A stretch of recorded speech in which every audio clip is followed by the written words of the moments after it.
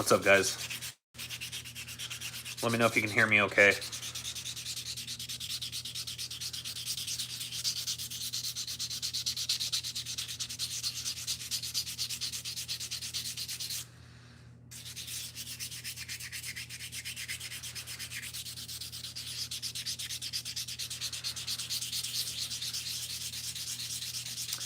Jorge, T-Rex, Corey.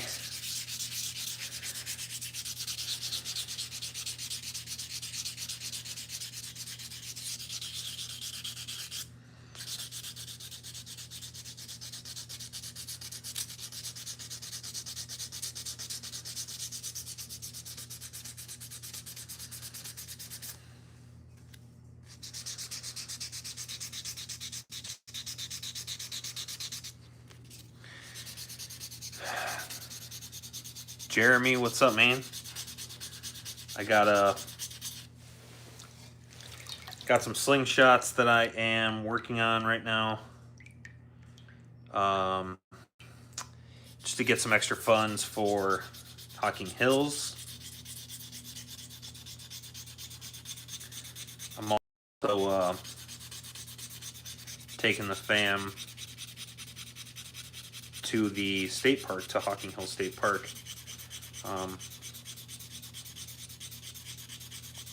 Celebrate my anniversary and get the kids out hiking and all that afterward.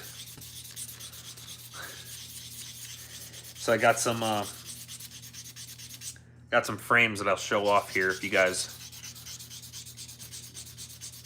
care about that kind of stuff.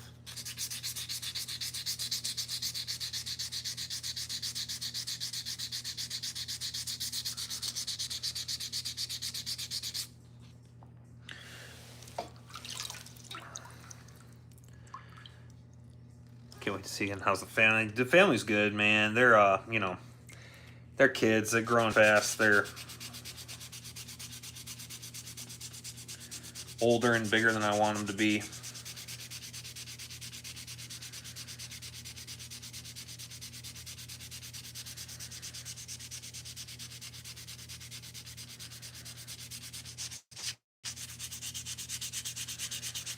It's just how it works with those kids, you know.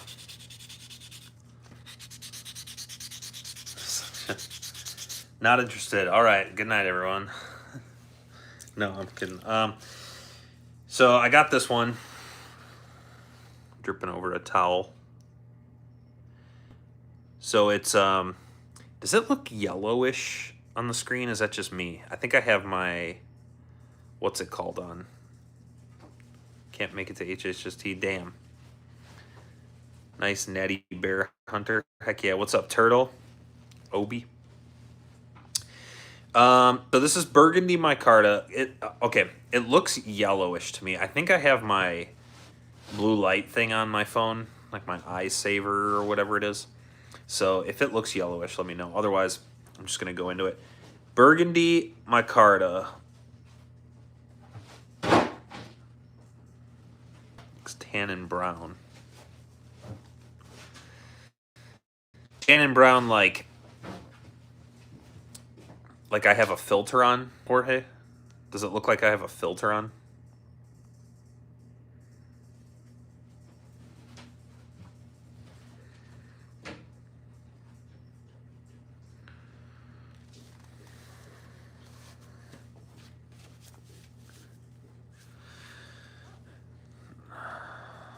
I don't want to mess with it. Sorry. Anyway, Burgundy micarta is brass pins, brass lanyard sleeve, and then there's this like white jute micarta in the middle. It's like burlap or whatever with orange liners.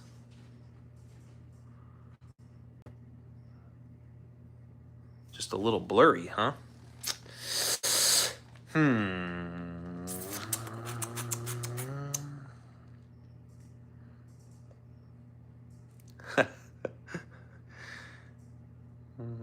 Don't want that.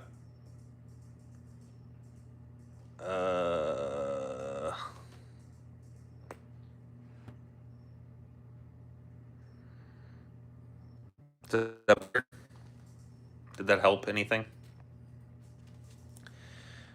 I think that I have my yellow light thing on. Let's see.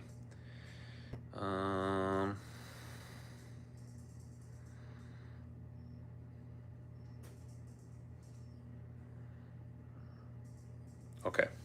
Yeah, that was just my phone.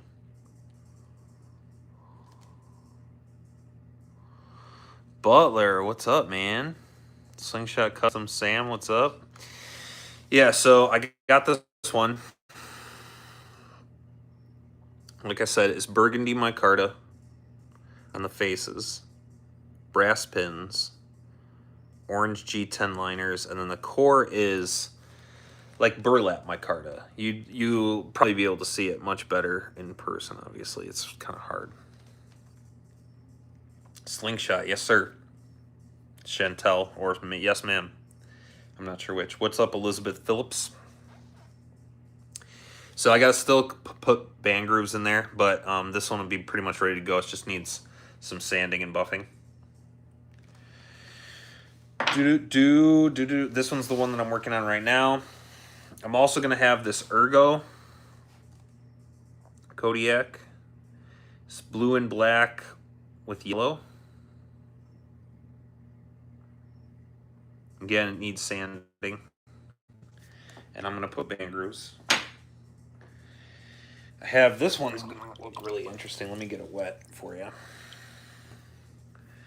So this one is Jade G10 on the faces with Day Glow as liners and that dark green at the core G10.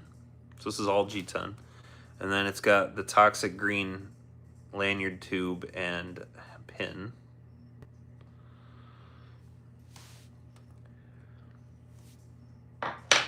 And then I have a straight up vintage micarta. This will be just a flat frame.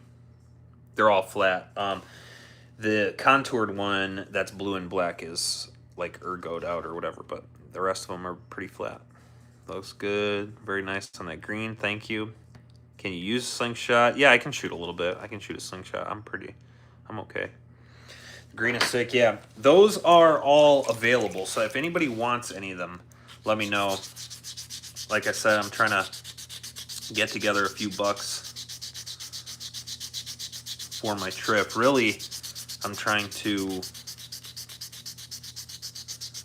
make up the money that I'm going to be missing by not going to work for 3 days.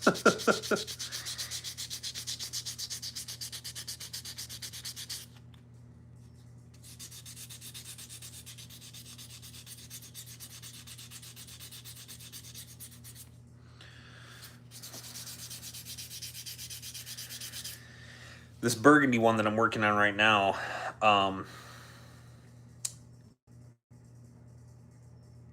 the layers separated. They didn't compress all the way with the clamps. And I'm kind of bummed about that. Obviously, I'm going to fill it in with super glue and smooth it out and everything, so it'll still look pretty good, but you're always going to be able to tell. Anybody that knows anything about gluing these materials is going to be able to tell.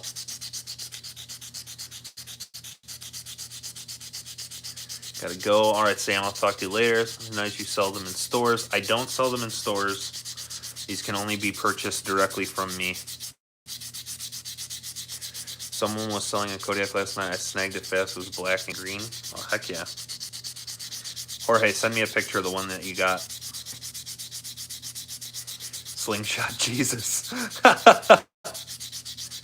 Any of them 95? Unfortunately, no. No. Oh, I do have a 95.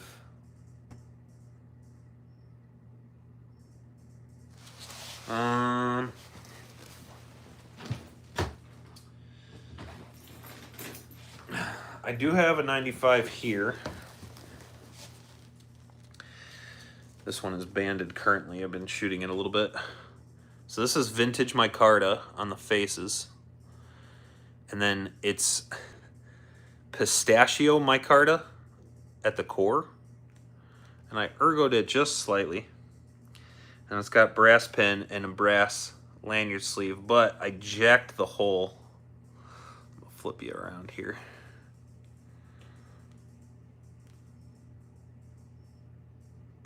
Focus, focus, focus. Anyway, the lanyard sleeve hole, it did not come out super duper, but it's pretty slingshot.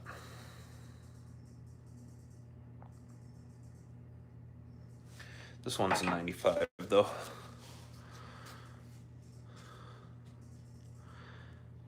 To the show, hello, I see your videos. The fork is very beautiful. Heck yeah, I appreciate that, Wilson. We'll have stuff to sell at HHST. I will not have any of my own stuff. I'm bringing a bunch of Simple Shot stuff. We're gonna set up the Simple Shot tent. So I'll have like a bunch of plastic frames, like a whole bunch of different plastic frames, and then a bunch of pros as well.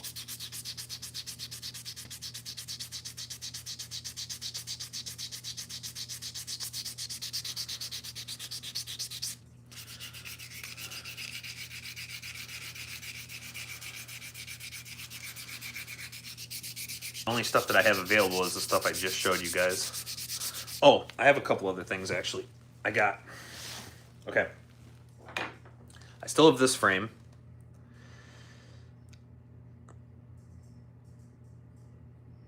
Purple, orange, and day glow with toxic green clips. This is like a 90, it's like an 88-ish millimeter wide. It's very thin tips though. So this would be great for tubes, tabs, and tubes. You could put the tabs directly in the bolt, not in the clip, or you could put the clip, a flat band in the clip. I have this one as well, so that's what I mean by the tabs. This is that vintage micarta stuff.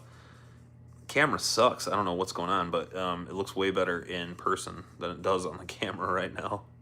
These are the moderator frames that I have available. Those are ready to go. 95 millimeter Kodiak.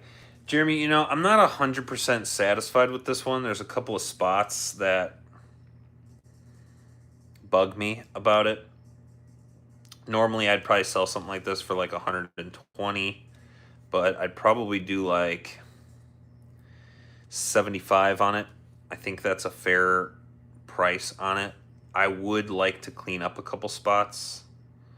A couple of spots by the forks, but unfortunately that spot, ooh, that's a good shot. That spot down by the lanyard sleeve, I don't think I can fix that. I can try to put a dab of glue in there and like smooth it out, but I don't know. I'm pretty upset about that part. Feed is lagging a little bit. I don't know what to tell you, Jorge. I will. Yeah, we might have some demo frames. How do I not get notifications? Don't know, man. Let me disconnect from the Wi-Fi. Yeah. We're just gonna sand away. Sand away the day.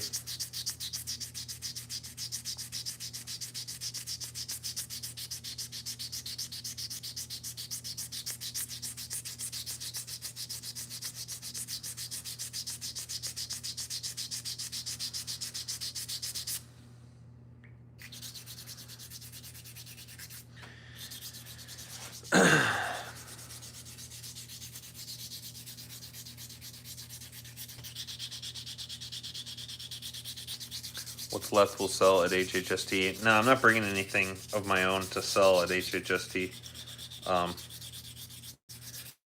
I'm only going to be selling the stuff from Simple Shot there.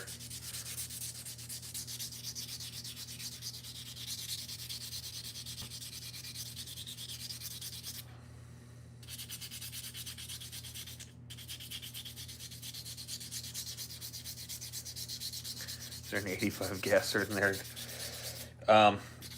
Leon, I haven't gotten around to finishing that one off yet. These are the ones that have been on the pile for like, I don't know, the last probably couple of months. I had, you know, all the stuff that happened with my dad and everything. And then my brother ended up moving in with my sister. And I had to help him move. And then because he had to move in with my sister because he ended up getting fired. And the job that I work at, he was working at.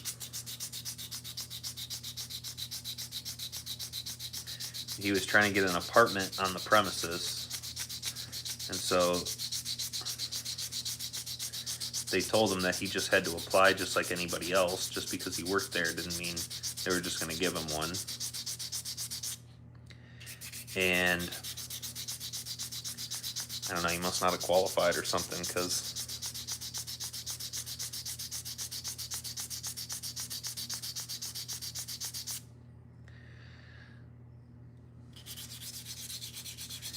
anyway, he ended up getting let go. Couldn't stay there anyway. So he was moving with my sister. Meanwhile, I still have his dog.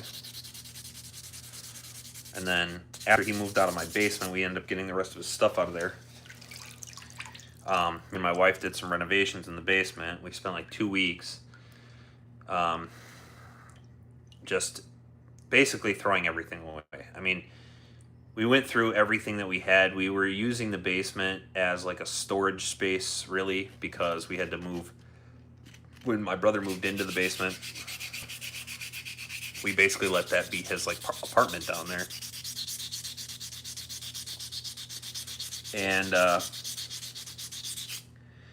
so we were just like storing stuff in the back there, and then we went through it all and realized that we just had so much stuff that we didn't need or want, so we ended up throwing a lot of that away. And then we just rearranged everything down there.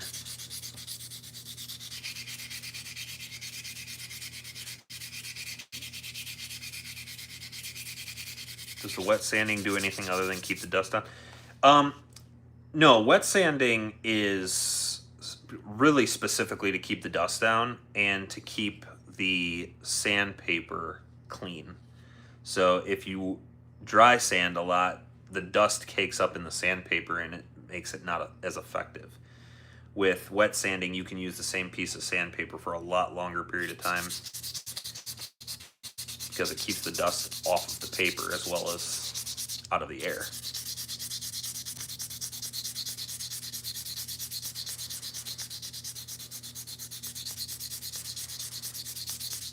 What's up, Chad? Richard Planks, what's up?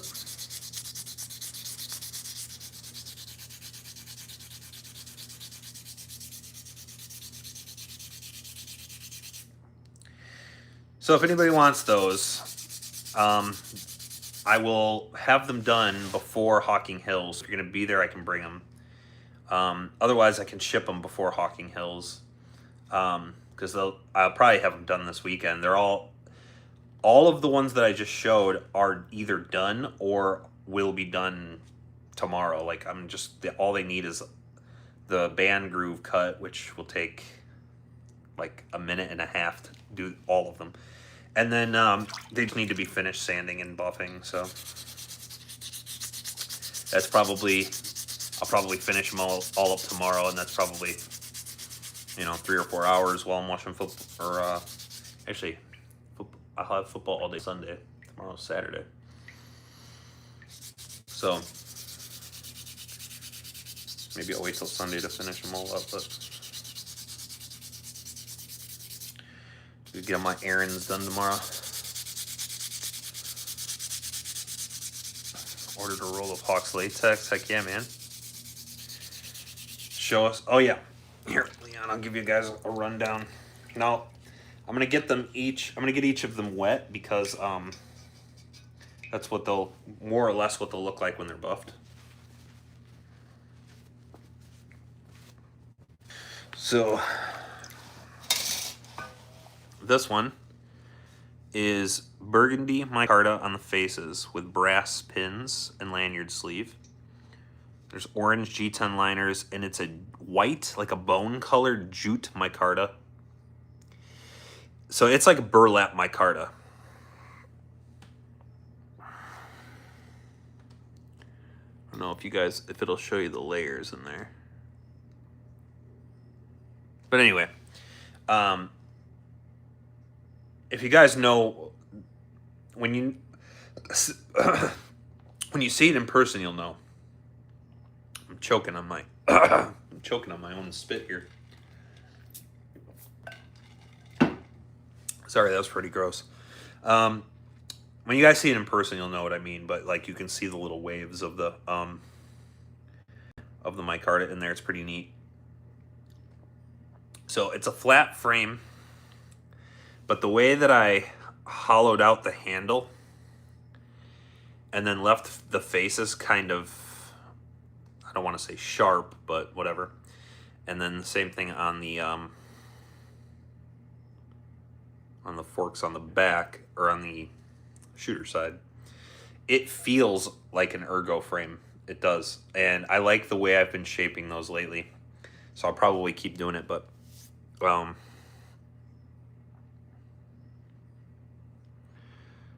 Taylor Made, what's going on, dude?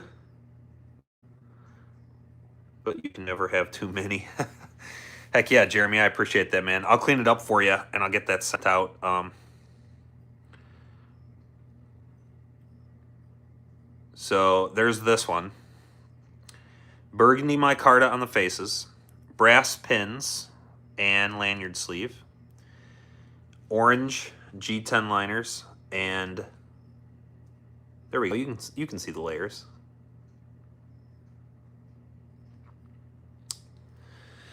And a jute micarta. Almost looks like burlap. So that's the first one. That's the one I'm sanding up right now. I got this one, which is going to look awesome. So these will all get band grooves too. This one has black and blue G10. Okay. And then yellow G10 at the core and yellow pin and lanyard sleeve. And it's ergoed. These are all 90 millimeters, by the way.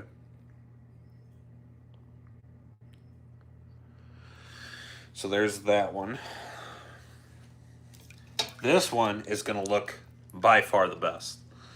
I'm a little bit, kind of don't want to sell this one, but it's not my size. So this is Jade G10. Okay. On the faces is Jade G10 with Day Glow liners and forest green core. Okay. So this one looks so rad. It's crazy. I made this one for Andy Lowe, which I still have to finish this one too. That is the same Jade G10 board. So I only bought one board of Jade that was 1 foot wide by 1 foot tall. And I cut this piece from it and this piece. Look how different they look. Because there's a black liner under this one. And there's Day Glow liner under this one. How crazy is that? The difference between those two. It's wild. But anyway. Heading to bed. Sorry to leave so early. Heck yeah, man.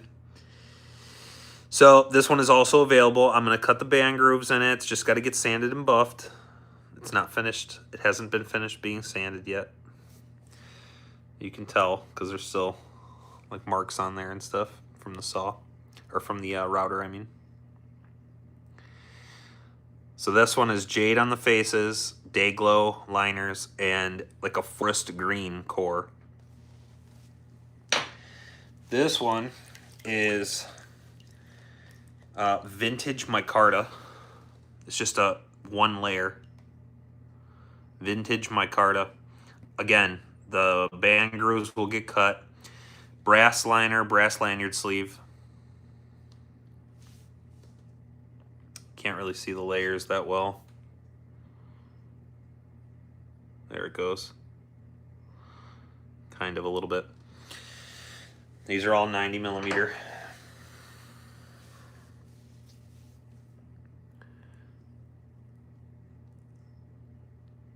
Day glow for the win. Heck yeah. How much for that one? LP. The day glow one. These are ones that I would normally sell for like $100, $90, something like that. I'll do 75 on all of these ones today. 75 bucks. That includes shipping. So you got the jade, you got the vintage, you got the ergo black and blue with the yellow lanyard sleeve, yellow pin, yellow core. This is solid G10. And then I have this one. I'm gonna have to make a concession on this one, honestly, because I goofed. I just guess I didn't clamp it down hard enough, but like you can see right there, it didn't delaminate, it just never glued up. But I'm gonna have to put some super glue in those cracks because the layers aren't totally sandwiched. I'll get it sanded down, and then I guess I'll put some super glue in there. I'm not really sure what else to do with it. But I can even tell looking at it that this side is thicker a little bit. I don't know, maybe I won't sell it, who knows. It'll be perfectly functional, but we'll always know. And then, let's see. Now, I also have these. They're the moderator frames. This one is, got some schmutz on there. This one is that vintage micarta.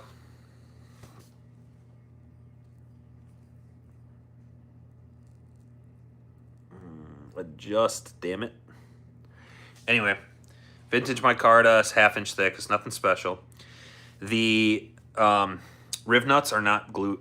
Well, maybe they are glued in place. I don't remember. No, they're not. They're moving. The riv nuts are not glued in place, so you'll just have a hole there too if you prefer the hole. But I have the riv nuts in there with the tabs. And then this one as well. This one's clips work great. It's very thin forks though. It's only like 18 millimeters wide or something. They're not very wide at all.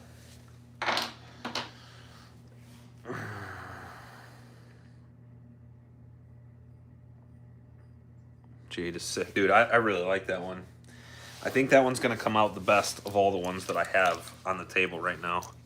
The Ergo one looks really rad too, and I like that color combo.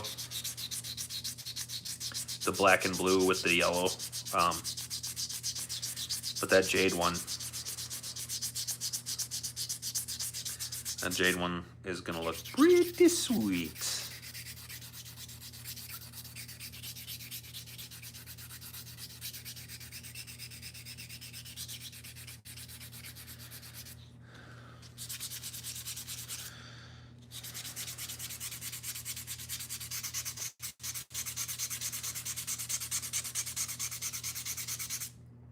This one's going to be a little bit different too, because normally I only put 1 pin, but this one's got 3 pins in it.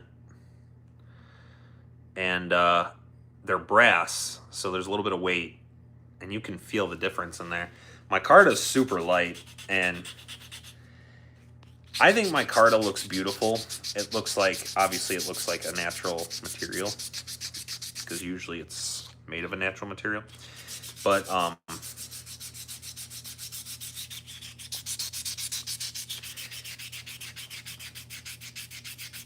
it's so light. I like the weight of G10. Great tube shooters, heck yeah. Black and blue with the yellow is like old school Batman.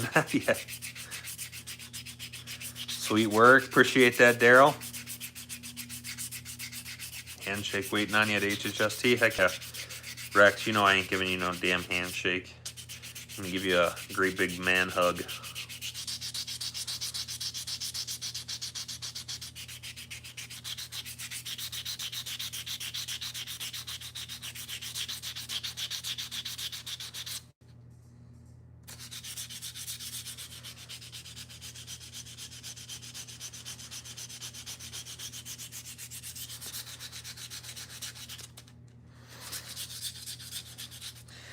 So if anybody wants anything, let me know. Like I said, I'll do 75 on each of them.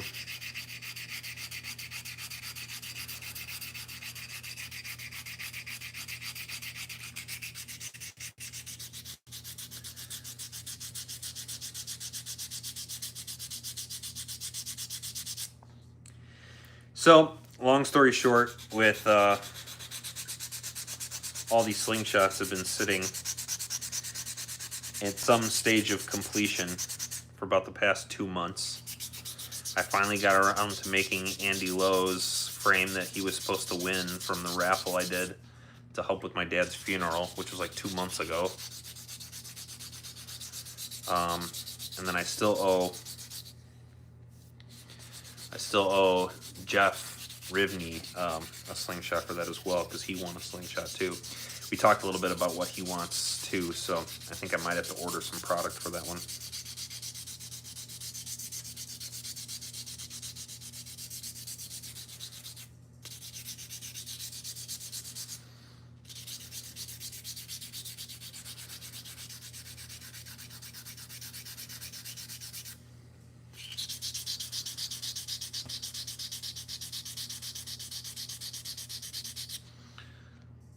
Ugh, this is the one thing that I hate about making slingshots. This isn't the one thing, I shouldn't say. This is the thing I hate the most. I hate a lot of things about making slingshots. Some of it's pretty cathartic, though. Some of it just freaking sucks, though. It's like, how did I not see that it wasn't fully compressed? Like, how did I miss that part of it?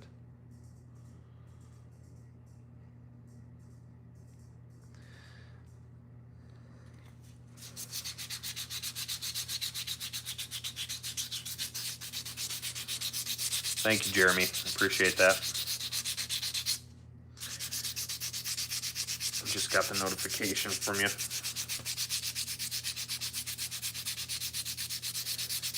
If the Jade G10 with the day glow is still available, I'll take it. If you can do PayPal, I can send PayPal on Monday. Heck yeah, man, Daryl. If you want to call it now, it won't be ready until probably Sunday or so. But if you want to call it now, I'm good with that.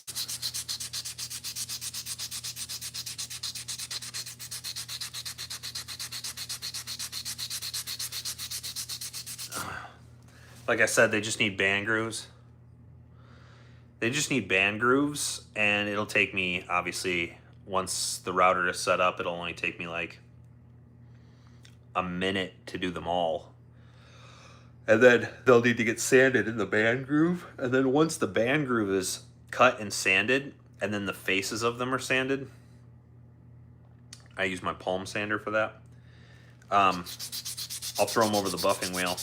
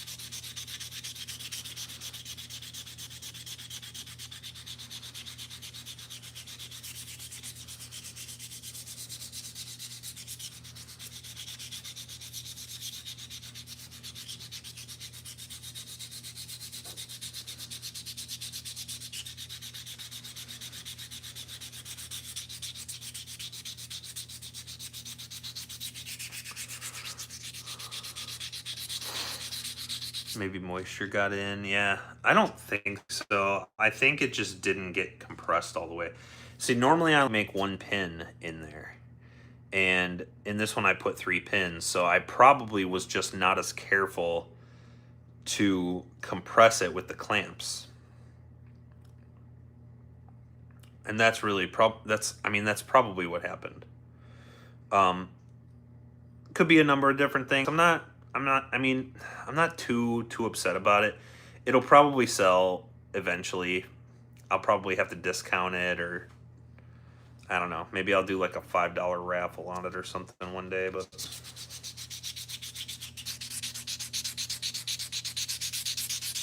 it is what it is. What is the competition vibe of HHST versus ECST? Email me your PayPal in a month. I'll send you payment on Monday. Heck yeah, man. So the vibe at every single Slingshot tournament doesn't really matter which one it is. The vibe is just like a bunch of middle-aged guys shooting slingshots in the woods. So just remember that. No matter what Slingshot tournament you're going to go to, that's what it feels like. It feels like a family reunion with a bunch of your weird cousins who all like to shoot slingshots in the woods. ECST has this.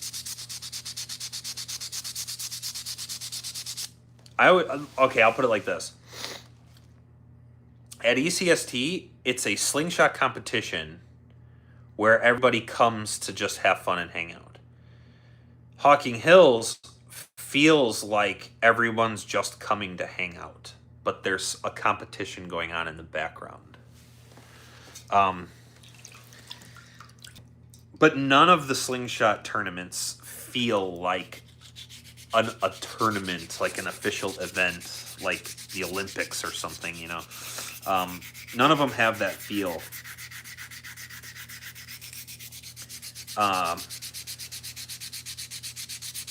It just doesn't, it's not like that. So there's a little bit more pressure and stress, I think, at ECSE because of the knockdown event for, which is, you know, a lot of people watching you.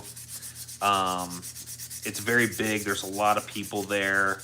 It's held at a gun range, so it feels like it's a spot where there's meant to be slingshot shooting. It just all feels a little more official.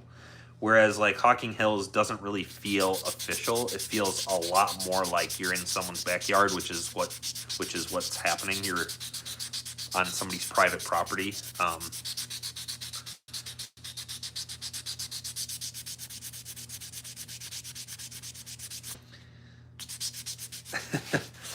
But none of them feel like official, you know.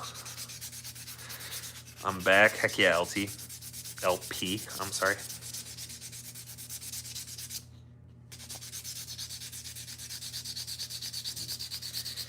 Yeah, people are having fun. People are shooting. You know, it's very much a get together, and there just happens to be a slingshot competition going on.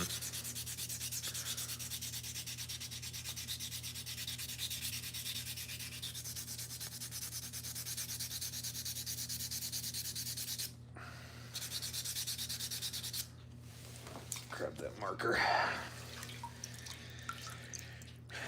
So mostly I like to use my finger, but I do have this big fat marker. And sometimes I like to just wrap the sandpaper around the marker so that it's like perfectly round.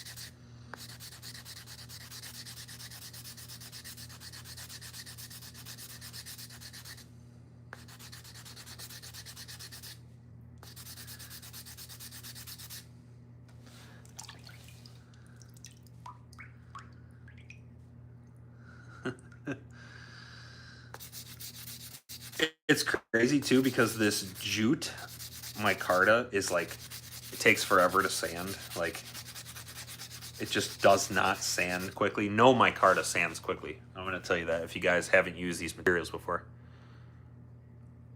You still felt more like a family cook guy. Yeah, that's how they all feel, Jorge. It's really, it's not like, I don't know. It's not, it does not feel like an official event. It doesn't feel like how I would imagine an international event feels, because it just doesn't have that sort of organization and schedule, and like those things don't exist. So, what's up, Webb?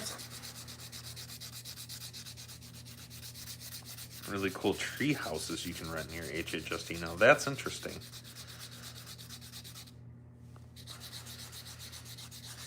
Daryl, are you going to be there?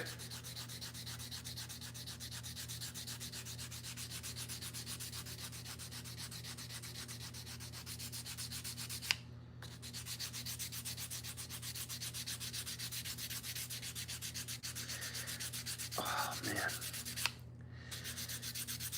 But when you're this jute micarta, when you run it on the router is moving so fast, and the micarta is white, so it burns the micarta, and you get burn spots in it.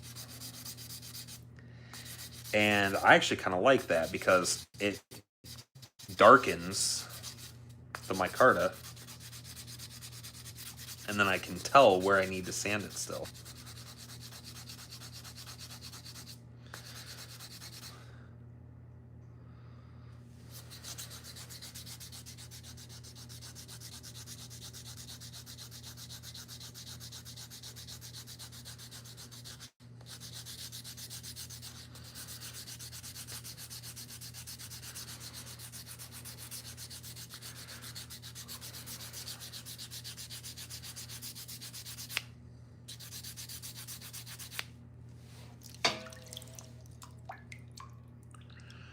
Shoo.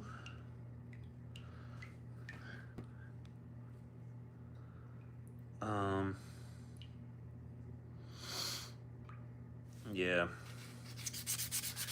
This one's gonna take me a while.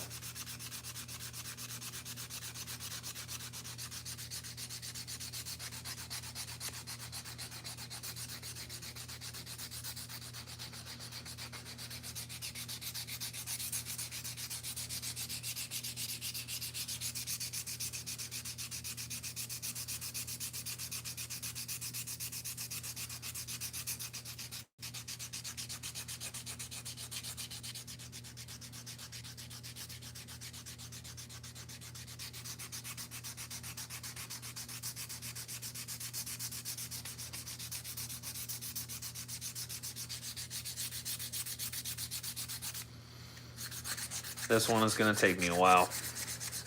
Wife thinks sling-related adventures are a waste of money. That's why I got to do PayPal. How long does it take to wet sand from start to finish? Usually a few hours. I don't go very high on the wet sand. It depends on the frame too, because if it's a frame that doesn't have very much in the way of like crevices, I can do most of the sanding with the random orbital sander that I have. So I don't have to do too much hand sanding.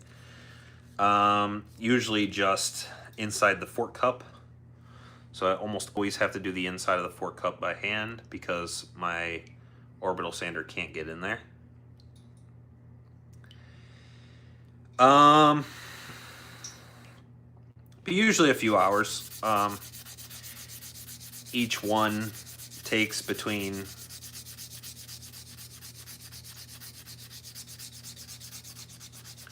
2 hours to maybe 4 hours, depending on the material, depending on the shape of the slingshot.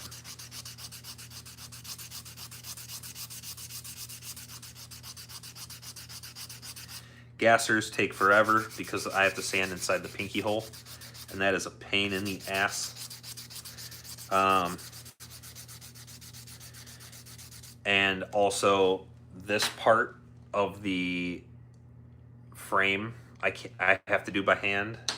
So the pinky hole I have to do by hand, the cup I have to do by hand, that part of the frame I have to do by hand. The rest of it I can use the random orbital sander, but I mean, there ain't much left after that, so.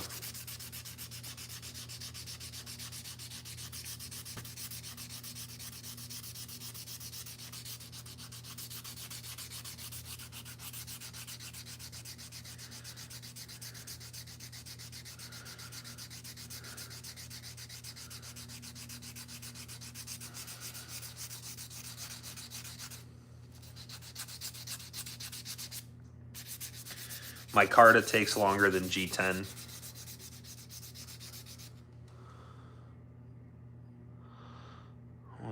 What's that? Hey Dad, who the hell is that? Odelay Dorado.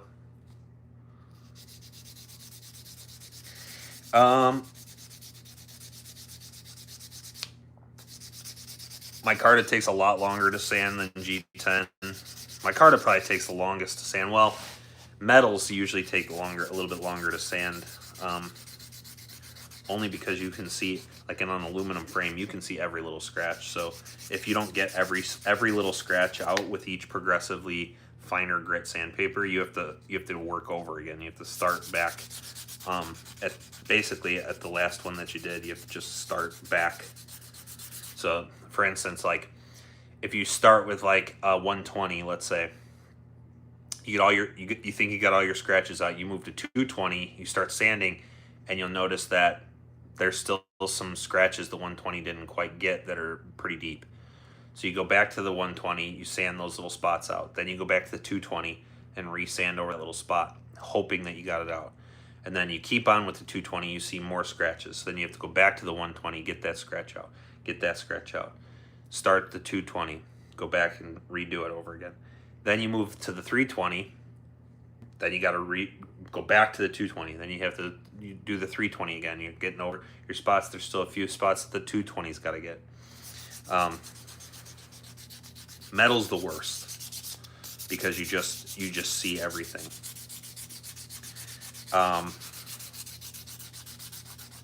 So you got to spend a lot of time at the low grits. Once you're up to like 400, 600 grit on metal, it doesn't really make any difference at that point. And then aluminum especially is soft, so it buffs really, really nicely. You do not need to go higher than like a 400 or 600 grit. 600 grit is great.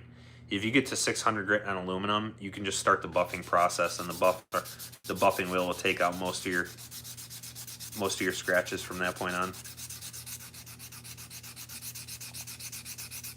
Just work your way through the buffing compounds. Use a high grit buffing compound, then a low grit buffing compound, or a low grit and then the higher grits, and you keep working your way up. Micarta's good. Micarta looks great and it grips really nice. I love the way micarta feels in my hand, but it's very light, and I like my Slingshots with a little bit of heft to them generally.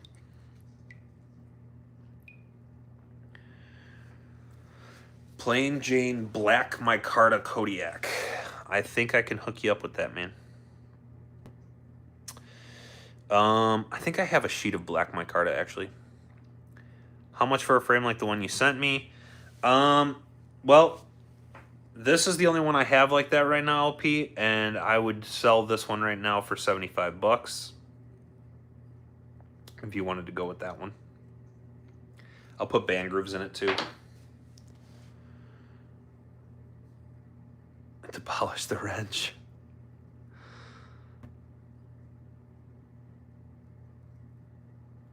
$220, rough $220.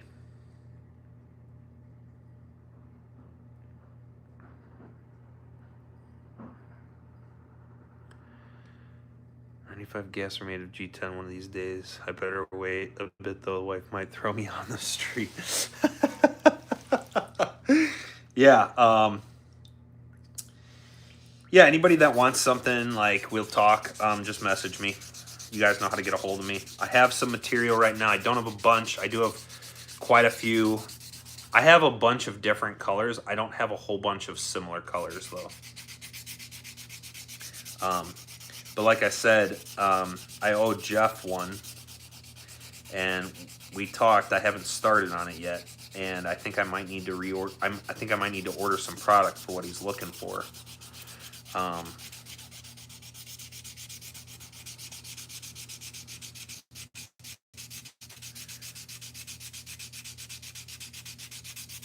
So his, and then I have Leon's out there somewhere, and I have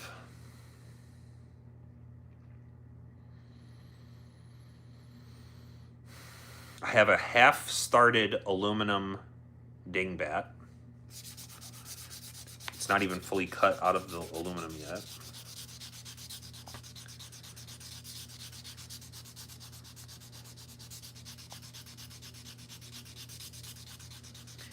Anyway, I think that the G10 is my favorite material. I don't like working so much with micarta. First of all, it stinks when you're machining it. It smells bad. G10 doesn't really have much of a smell to it.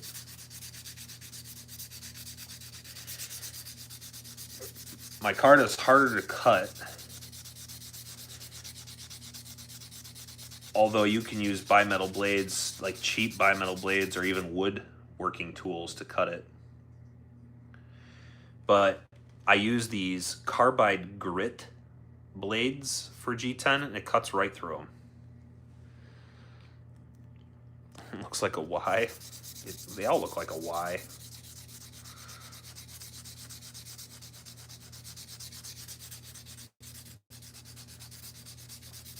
But I much prefer G10. It's much weightier. It's got a lot of heft to it. And it still has a nice texture on the hand. It's still grippy in my hand.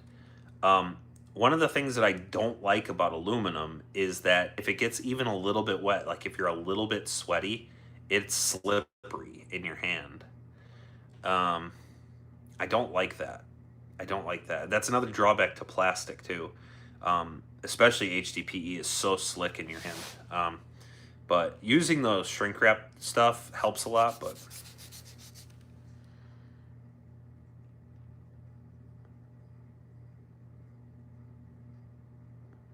the one you gave me, we don't have a name yet. Nah, we don't have a name, man. You gotta name it. By the way, I have only broken one band set so far of the ones you pre-made me. I haven't made a band set in months. Wow. Yeah, that's that simple shot, man. No, I have the same problem. The other day, I was out shooting, and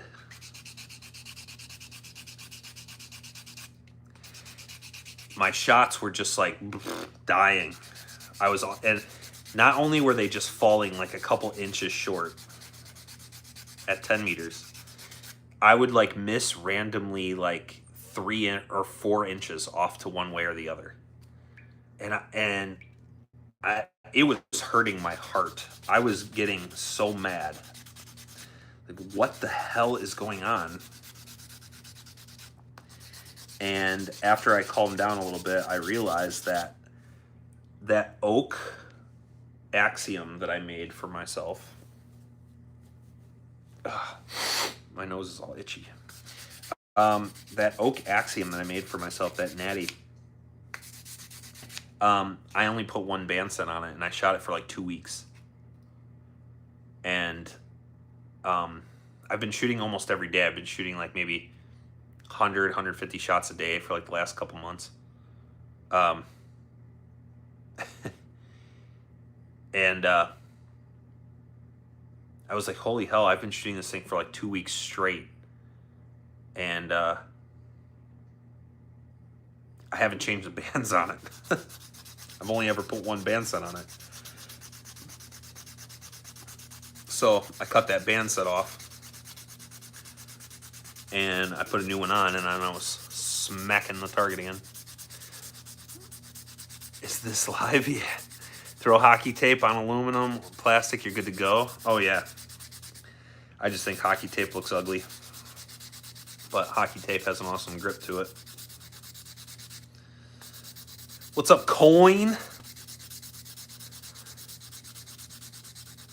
Memorex.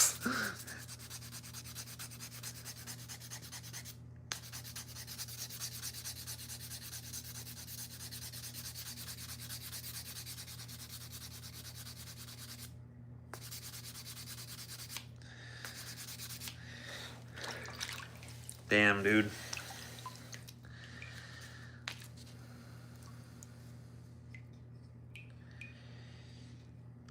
Yep, and then micarta. Micarta's rough to sand, man. It's you can cut it with damn near anything. You can cut it with woodworking tools, actually. I use the bimetal blades for it. But it stinks. Stinks when it's on the router. It stinks when you're sanding it. Not when you're wet sanding it. It stinks when it's being cut with the saw. It burns really easily.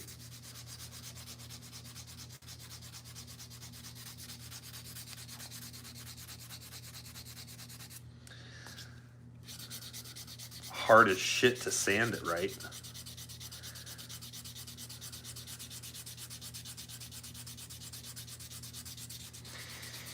But it's beautiful when it's done. And it can burn your shop down, dude.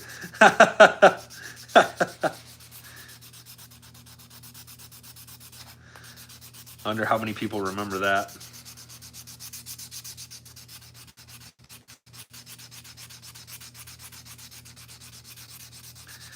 I thought I was in trouble, man.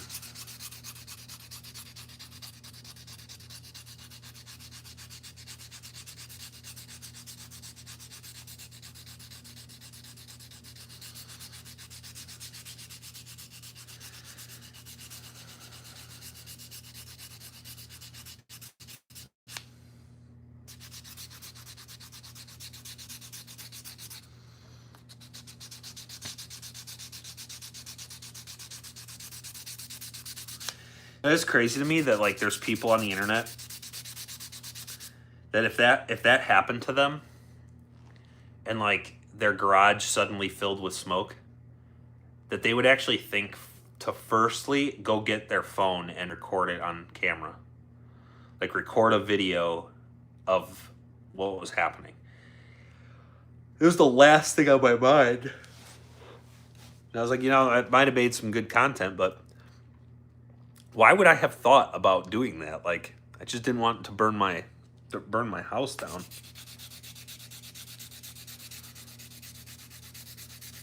I should call it Miss Stinka. Yeah. Yeah, it doesn't smell good at all.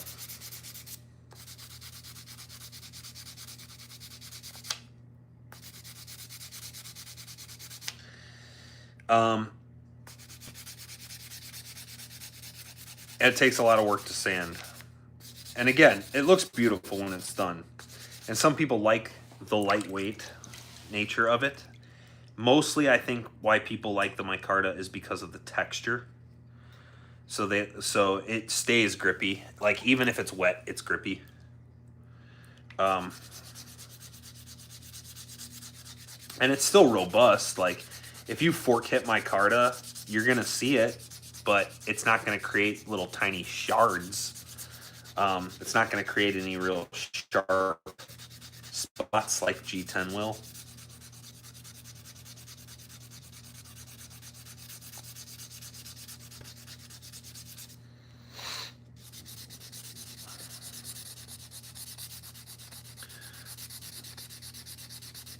What happened? Yeah, I was using my router and I have my vacuum, my shop vac hooked up to the router so that most of the dust gets sucked up by the vacuum. And the router bit that I was using, so again, this is totally my fault. This isn't something that could happen to anybody. I just was being lazy and cheap. And I was using a dull router bit. I was making a whole bunch of slingshots, and I just went through a couple of bits and didn't bother to go get any new ones. And I should have. But I was pushing my micarta along, and I looked up, and there were embers that were gathering on top of the router. Like the micarta was getting super heated, and it was starting to create embers as it was cutting. And when I went to stop to take care of that situation, the vacuum sucked the embers down into it. And instead of thinking, oh, that's not good, I just thought, oh, well, it's in the vacuum now. It's going to be fine. And it was not. And it must have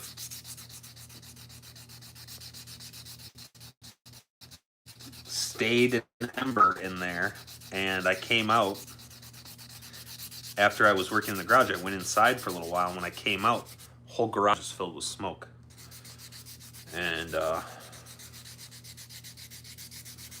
coming from the vacuum.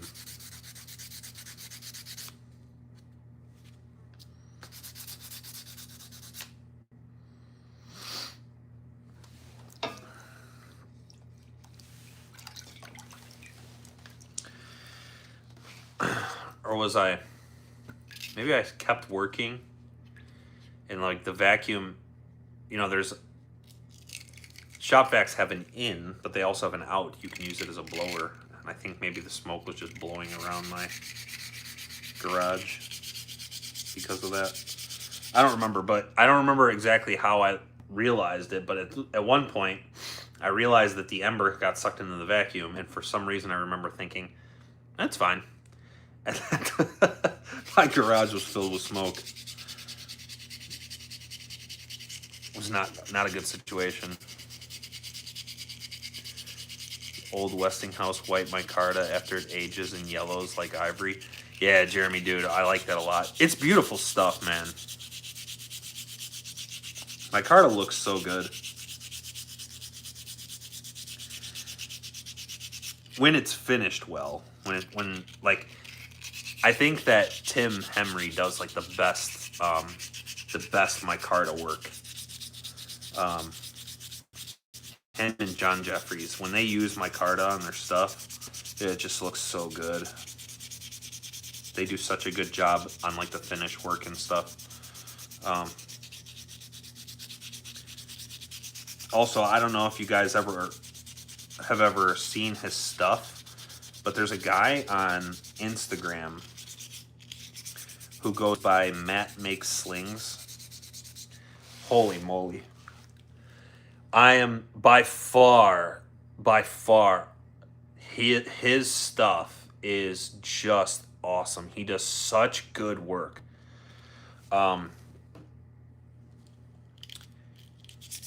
think Tim's right up there, but Matt might be the best, like, US-based maker out there right now.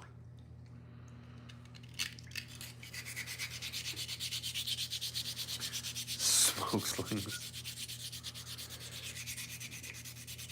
Matt's my homie. Dude, Leon, his stuff is phenomenal. His work is...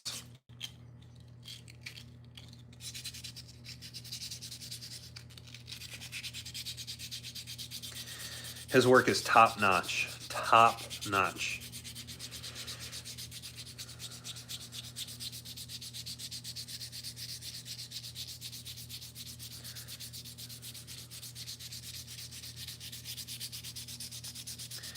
I know he has some YouTube videos. I don't think he does very much on YouTube though. I know his YouTube his Instagram is where he posts most of his stuff. Which sucks because I hardly use Instagram at all.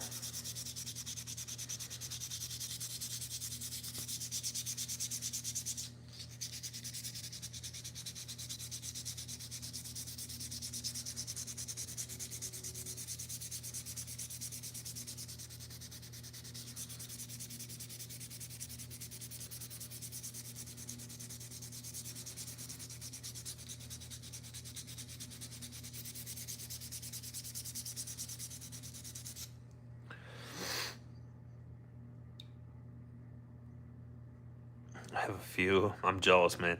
Yeah, black magic on those forks here in the near future. Heck yeah, Leon, dude.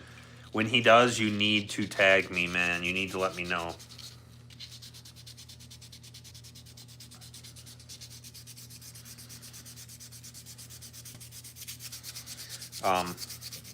I am a big fan. Big fan.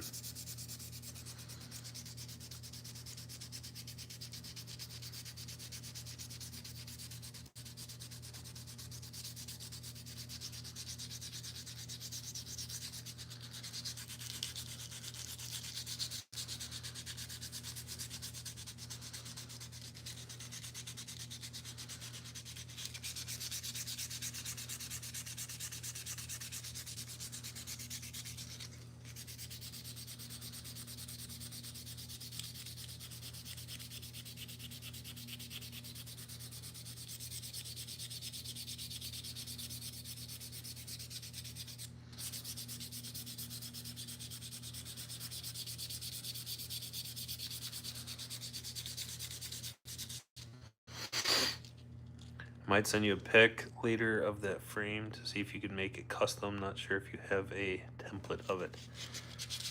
Message you with a picture of the Kodiak RC. Heck yeah, man. Yeah, let me know which one you got, Jorge.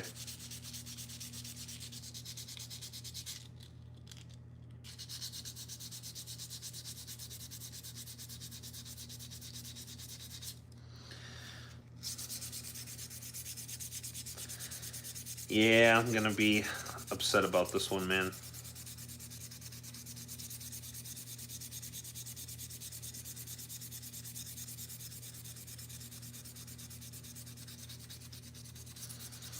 Try to do something a little different. Should have just stuck with what I know.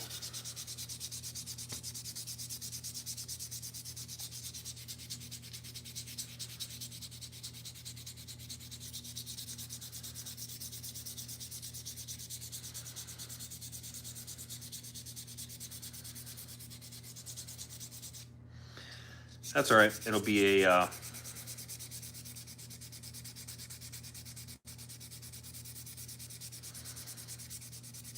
a good lesson.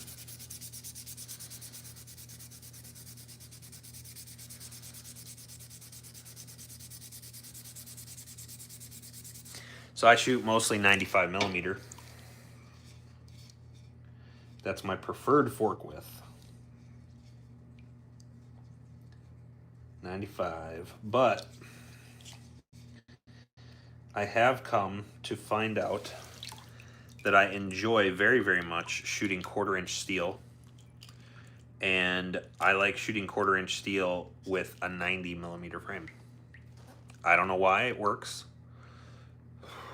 I have no idea. But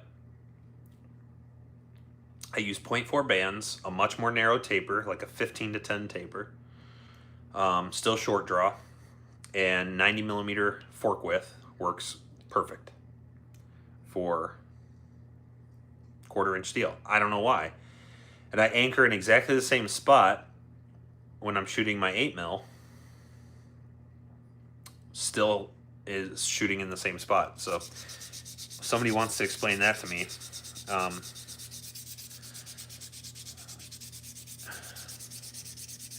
I'm all ears because I'm not really sure how that works.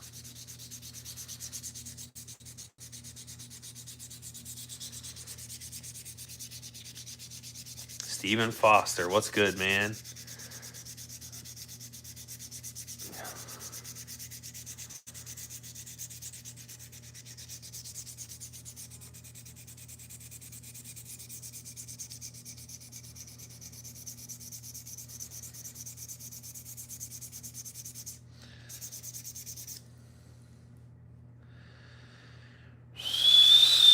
So, this one's looking pretty good. Looking pretty good. Looking pretty good.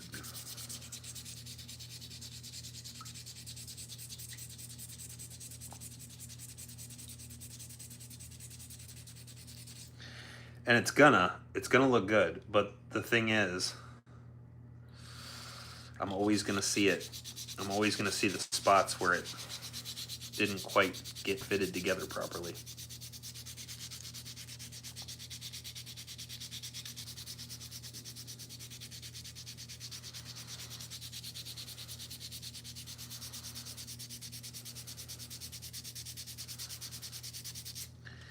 You know what I could do with this one too is throw it on the trade table at ECST. I bet somebody might think that's pretty cool. Or I mean at Hocking Hills, not ECST. Somebody might say, oh, a custom. Oh, but it's all goofy and not 100% to my liking. Never mind. I'd rather have that cheap plastic stuff.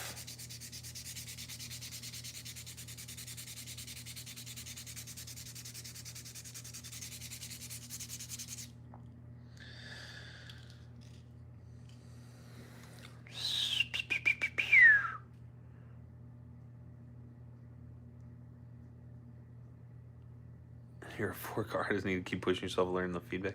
It's all in your release. What are you going to shoot at HHST?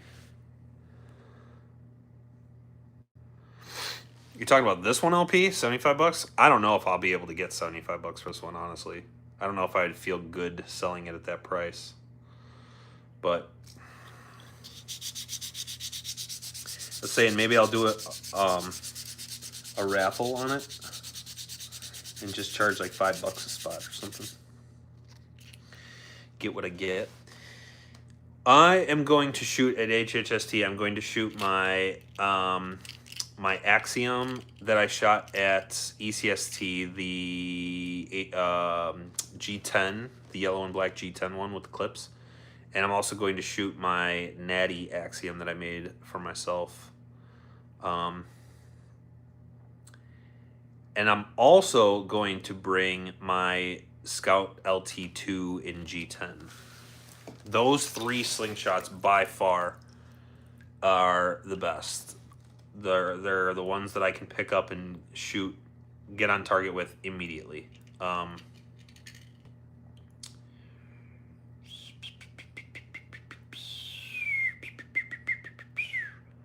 When I am, like when I'm struggling and I'm just like not having a good shooting day, I can usually swap between those frames, and right away I'm good to go. Don't give Quinn any insider tips. Yeah, so I want to try to shoot the whole thing with the Natty that I made.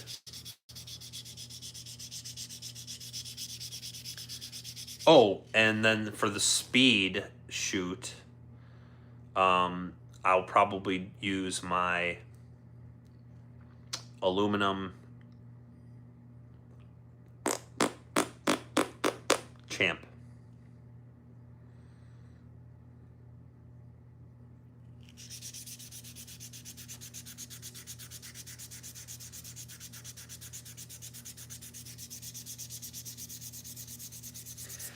LP, I don't know how much I would sell this for because it's not done yet, and it's got some mistakes that I need to make sure I can fix before I would want to sell it.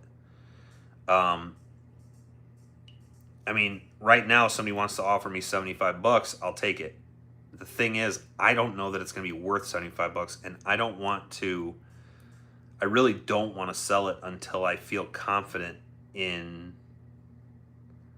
what's going on with it. I would rather wait and see what I can do with it, like how good I can make it look and how comfortable I am selling something that isn't up to my typical standard.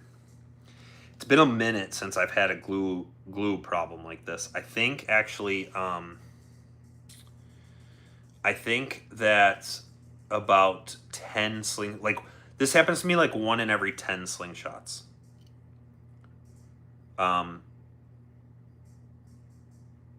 Maybe less frequently than that, where like the glue line just didn't, the pieces didn't quite press together all the way.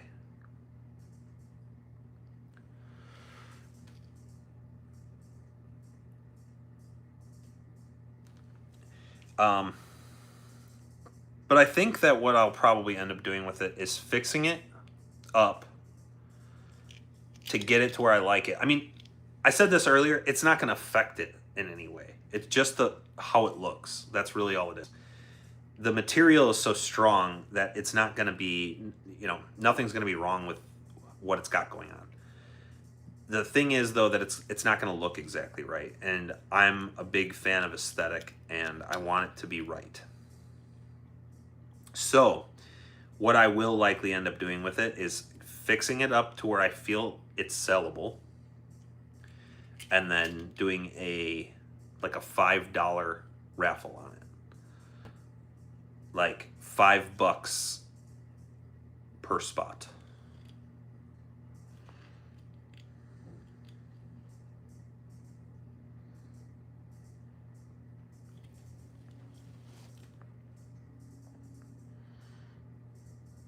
Found a sling in my collection that is coming unglued. Not sure who made it.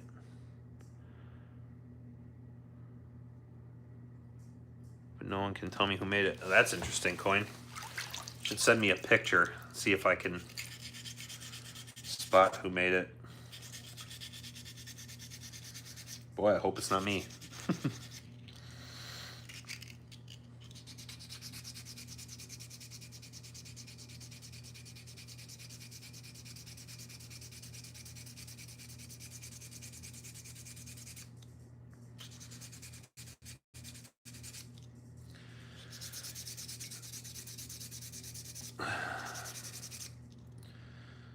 See, the top of this, the tip. Okay. I'm going to take a quick breather here and try to compose myself before I try speaking again.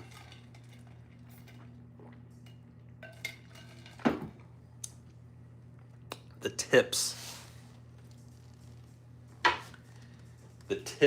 of the slingshot are particularly bad.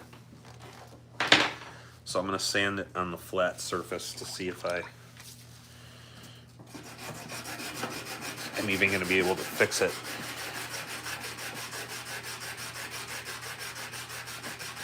You definitely didn't make it. Well, I might be able to fix it, Coin.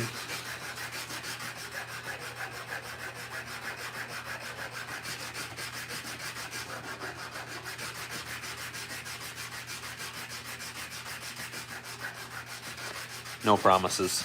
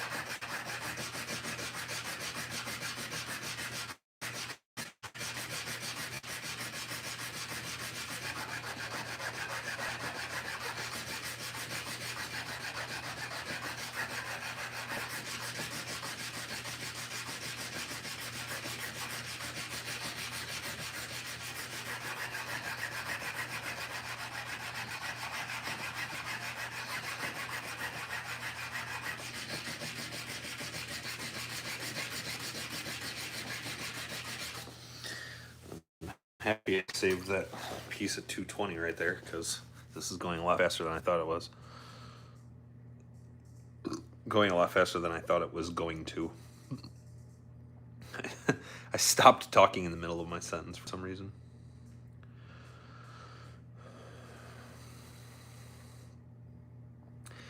Yeah, it looks really good. The cool part about the micarta, and G10 does this too, but it's easier to see on micarta, is as you're flattening off the tips on a flat surface, you can see the spots really, really well where it's still unsanded.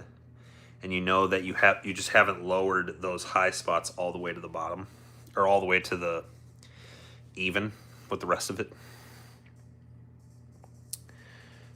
Have to head out later. Heck yeah, LP. Thanks for stopping in, dude.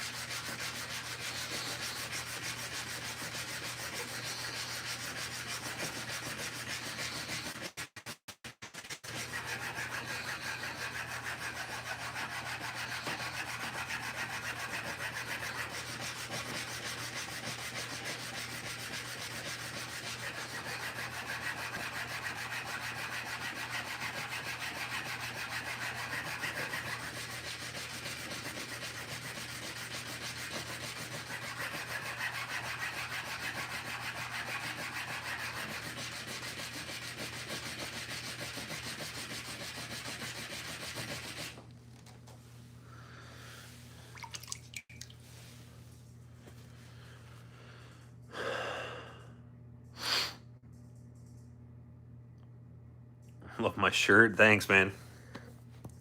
I got this at my first ECST like 5 years ago. It was really cool. I got it from Zach. First time catching your live. What's up, Boondock?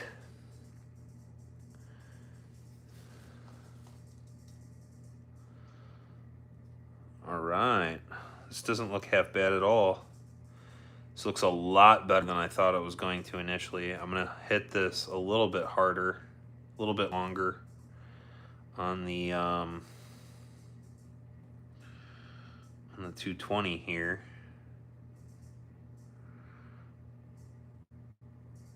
But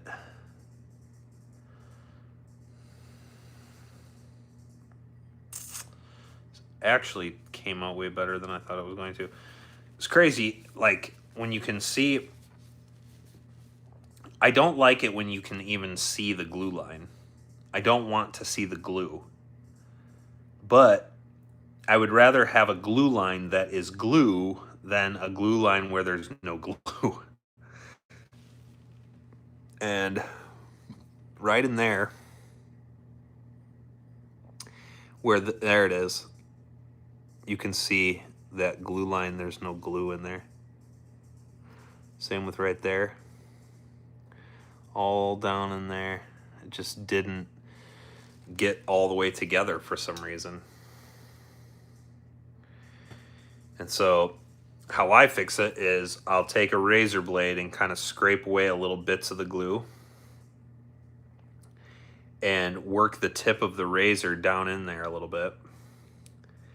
And then I'll take super glue and put it on that line and then press the like scrape the razor through there again. And that helps to bring the glue in between there and like build it in a little bit. If you guys know what I mean. I'm not sure that I'm making any sense, but basically the tip of the razor blade pushes the glue into the crack more. And then once it's in there good, we'll sand it back a little bit. And as you sand it back, you get back down to the material, and sometimes there's still like a little gap in there. And you just have to keep doing that process little bit by little bit until it fills, and when you sand it, it's smooth. And it sucks, man. It sucks. I hate that this happened. Because this is going to be, realistically, this is going to be a really nice slingshot. It's going to be really beautiful. It's just going to be a couple of these kind of ugly marks on there. You can see it if it does it inside the fork too. Just tiny little bits of line where the glue didn't quite press, and it's all on the same fork.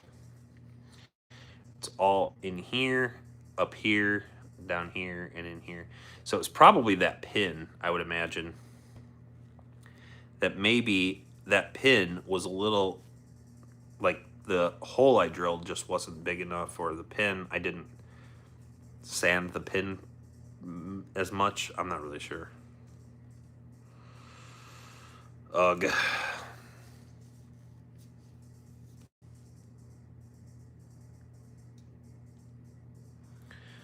Just subscribe, Boondock. Heck yeah.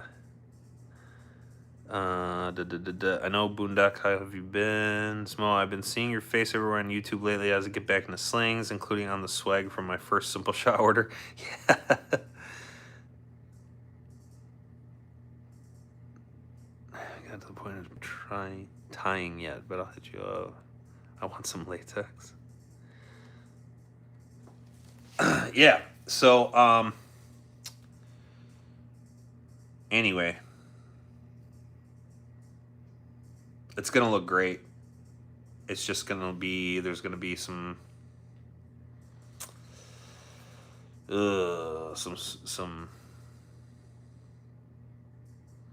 couple of spots are gonna be an eyesore. I think the rest of this I can get with my, well, yeah, I can get the rest of this with the router, or not the router, the orbital sander. And I actually think that's all of them.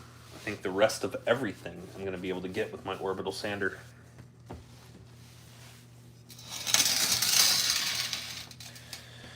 Got my G10 slurry underneath my feet. If I don't, I'm so mad that that mirror, that's better.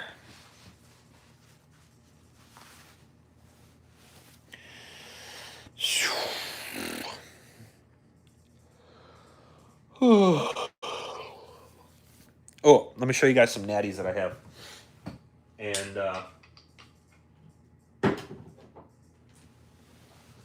some HDPE slingshots that I also have left. So if anybody wants any of these, I'll sell these for $10 each. Got a gasser. This is 90 millimeter. Moderator. It's like 89, something like that. It's pretty close to 90. I have a chupacabra. Chupacabra. I really like this frame. For a while, this was my best-selling slingshot by far. I don't know what happened, but nobody buys them anymore. I got an Icarus. Now, I have a natty Icarus. And this thing is so beautiful, man. I don't know what happened to that wood in there, but it looks so damn good.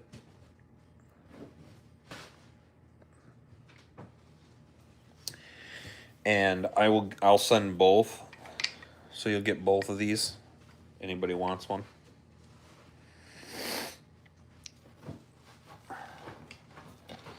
And then I got an 85 millimeter gasser. If you want it a little bit smaller, you get the 85er.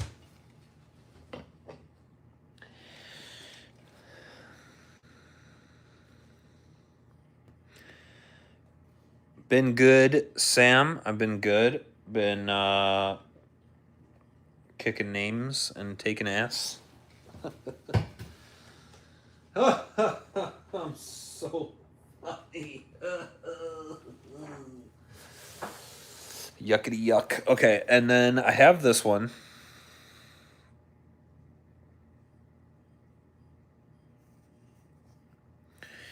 It's pretty ergo. I like the forks forward. You could shoot it forks back, I guess. Damn, I'm yawning all crazy here. So if anybody wants that one, I got this bad boy.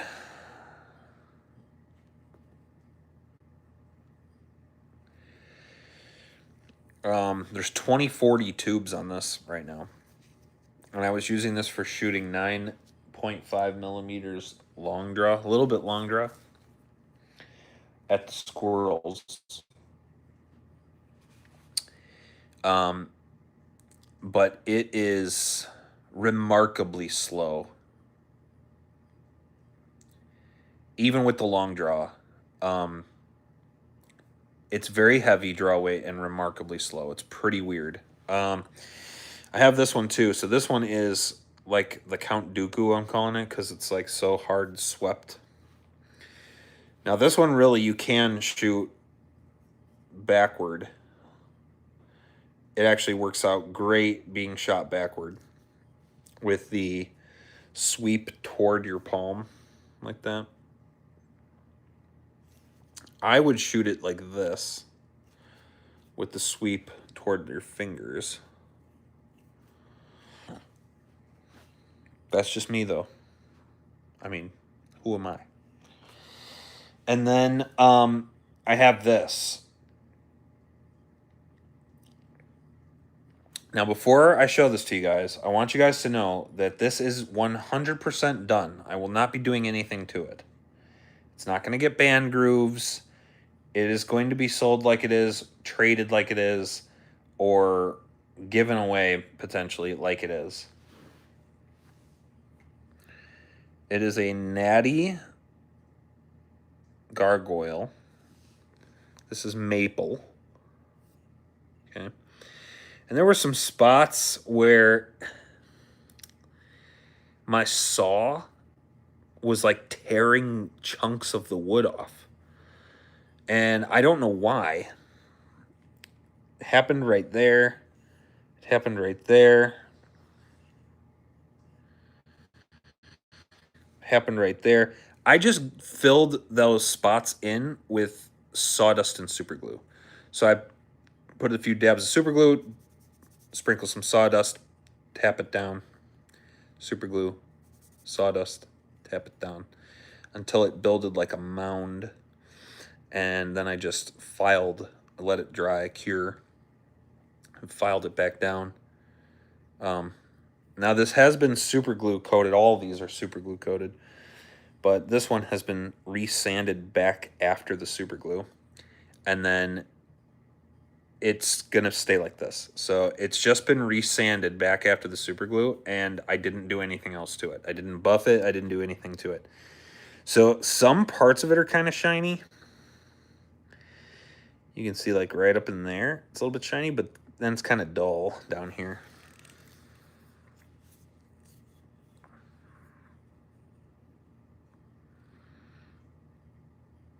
Part-time Plinker wants it. Heck yeah, man.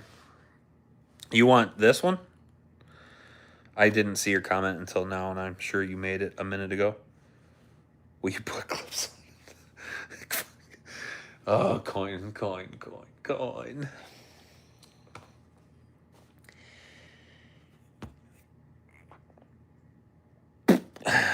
Is this the one you want, part-time? Because I can send that to you, or you can, if you're coming to HHST, I can bring it to HHST. It's really up to you.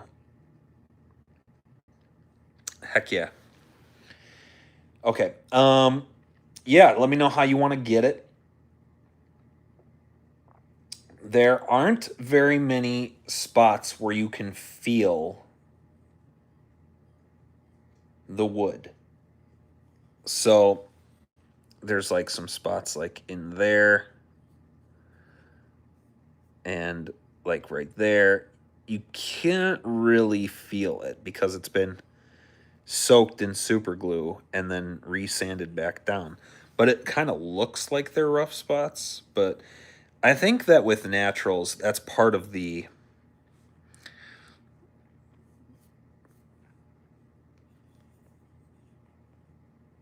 what's the word I'm looking for here? Part of the allure is that it looks kind of rough.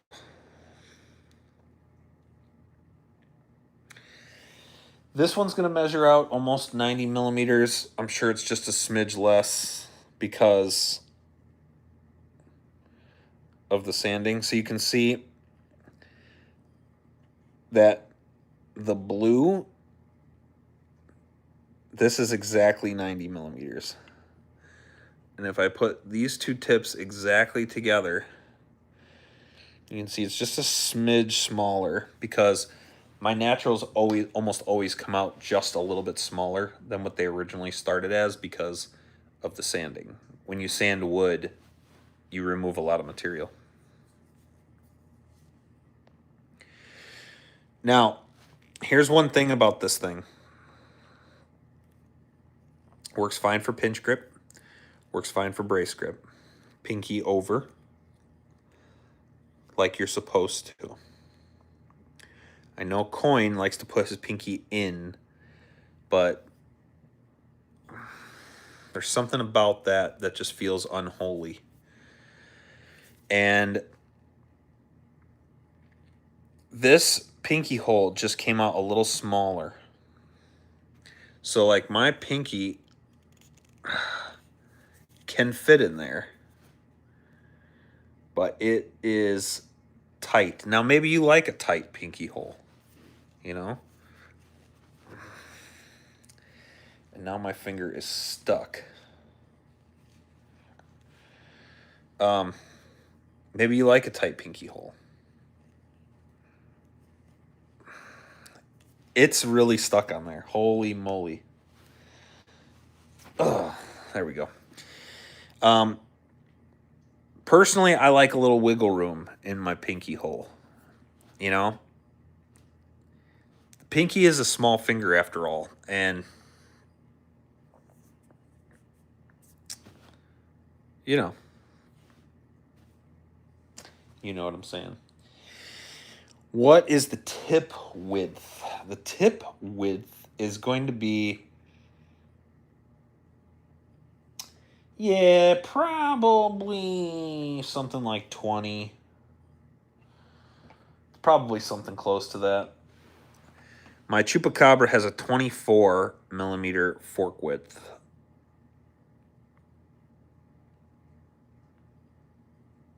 So it's probably even a little bit bigger than 20. It's right about, it's actually pretty close, pretty damn close to about 24. So, um, the Chupacabra is an 85, and you can see it's a little bigger than that, but it's just a touch smaller than the 90. So,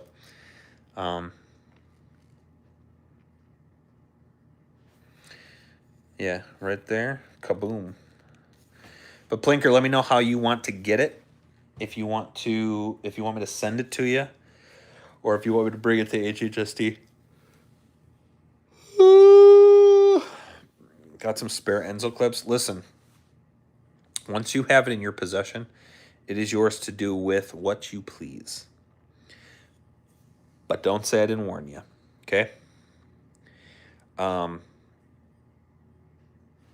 It is a natural fork. You can see the rings from the growth. That's the center. And the center of this one's almost dead in the center. So it's going to be super strong. It was a live maple. That's why it's not very colorful. It's very, very white wood. This didn't come off of a live tree. It was downed after a storm. So the tree was still pretty fresh when I got this piece. It's one thing you guys should know.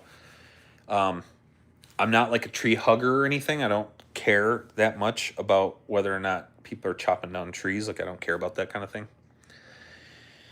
However, I have a rule that I only take my slingshots from dead trees or when I'm pruning my own trees. So I have a couple of trees that I need to prune a little bit. And if there's a couple of decent forks on places that need to get pruned, I'm not going to waste the fork, obviously. But when I go out on the property that I work at, or when I'm out in the woods with the family, or when I'm camping or hiking or doing whatever, I almost always prefer to find dead wood. And the reason I prefer to find dead wood is twofold. Number one, when you make a slingshot like this, you need to dry the wood out. Unless you're shooting it without finishing it. Like, if you just find one, you cut it and you band it, that's fine. It's going to work.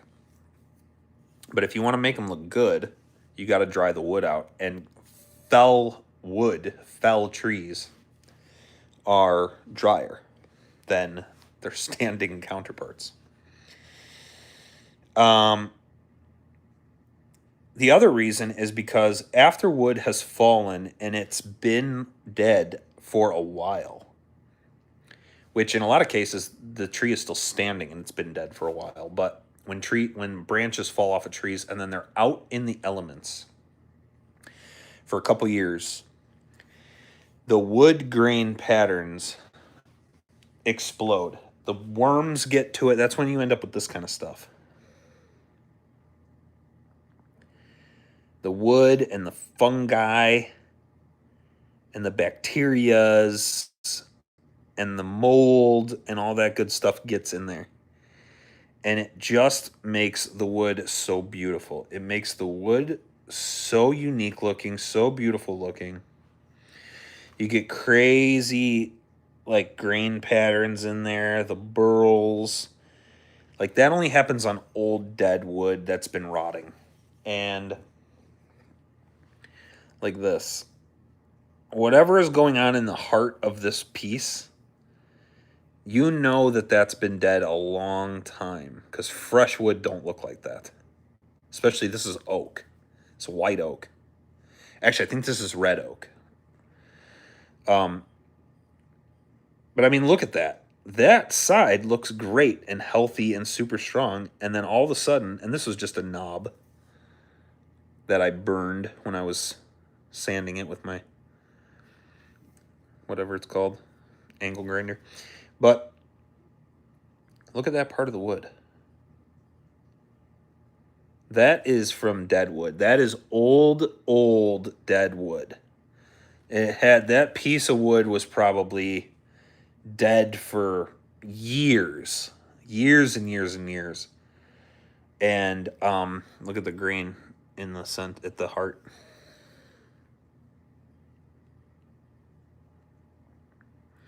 It's amazing. I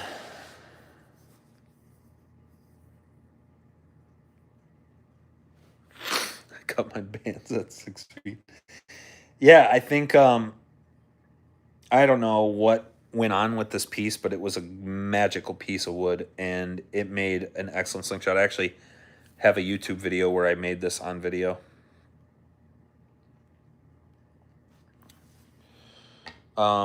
Now, same with this guy. This was a lot younger, a lot smaller piece, but you can see I didn't do anything to this piece.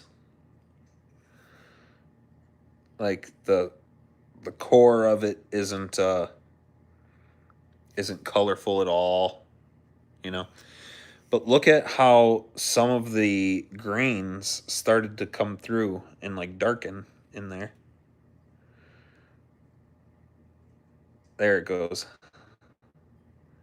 Just looks so rad. I love that. I love that, man. I don't know. Maybe I won't even sell this thing. I really like this slingshot. It's just like a fun. Pow.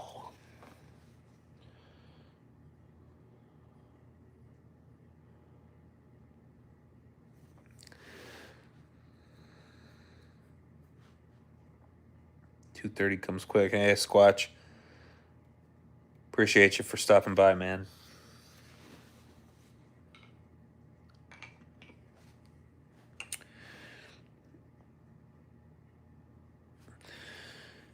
Part-time plinker. Let me know how you want to get this, so that I can get it out to you, because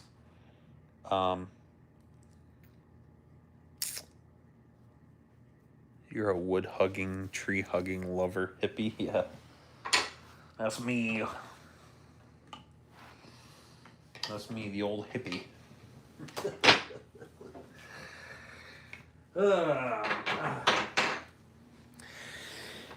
No, I heard some guy on the internet the other day was talking about the things that I already believe in, and so now I even believe in those things even harder. It was confirming my preconceived notions. And truthfully, I don't want to hear anything else. All I want to listen to is people who agree with me about almost everything.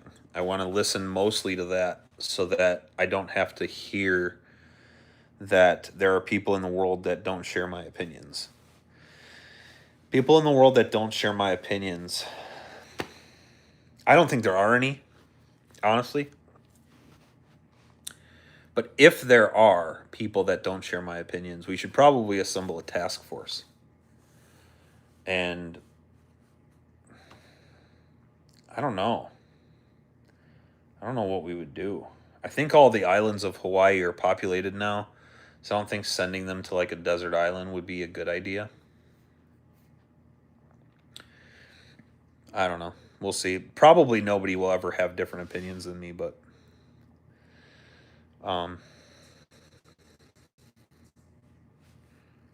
who knows? I mean, maybe, you know.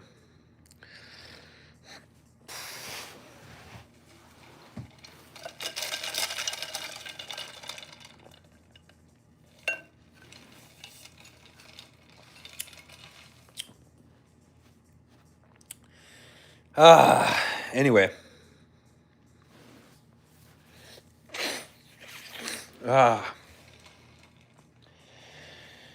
Yeah, I'm glad that some people stopped in, because my whole family is like, they went to visit their cousins and stuff, like my wife's cousins. And you know, I really needed to work in these slingshots, so I was excited that I got to sit down and just work on the slingshots like for a long time, for like an hour or two, maybe 2 hours before I hopped on live. I was sanding slingshots. I was like, you know what? I'm gonna get some. I'm gonna get some. I'm gonna get a live in because I haven't been live for a while.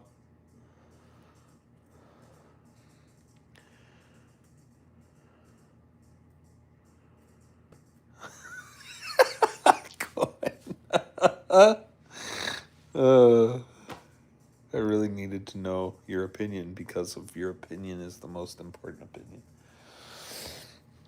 Yeah. I've been trying to tell people that. Like, come on, guys.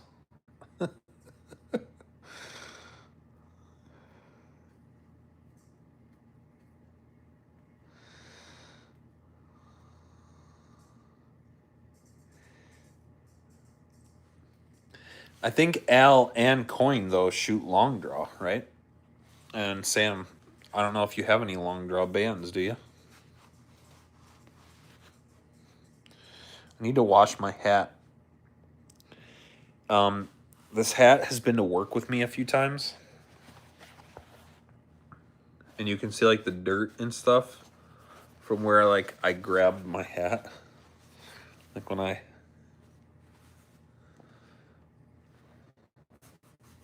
do that. And then the whole, like, there's like a band across here of just like this weird greenish color. I'm not really sure what's happening there. But the one thing that I don't like about these hats is that you have to like wash it with a toothbrush. Like you have to get like baking soda and dish soap. Or you can use laundry detergent, but I have a powdered laundry detergent. It might actually work. And you have to like hand wash them because if you throw them in the wash machine, my wife threw one of these in the wash machine, and now instead of being like up here, it like is down.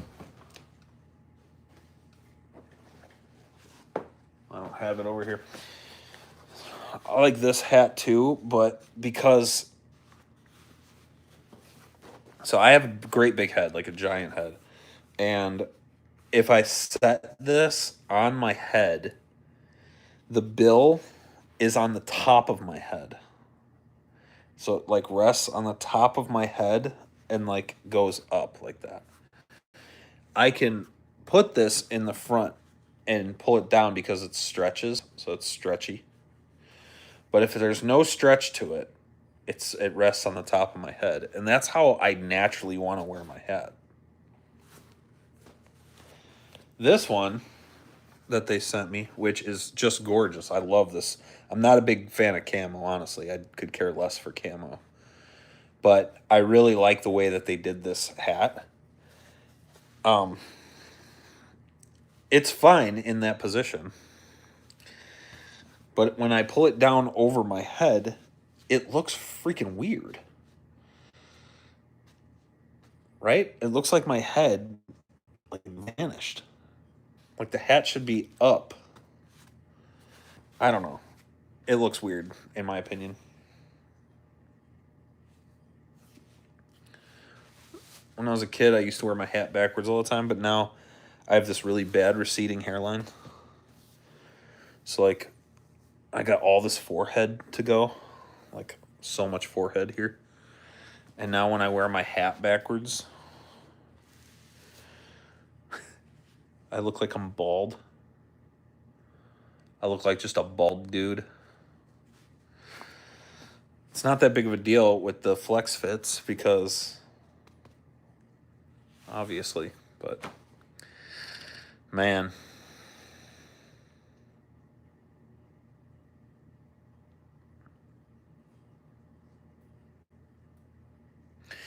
Said all of that in my simple shot hat, yeah. uh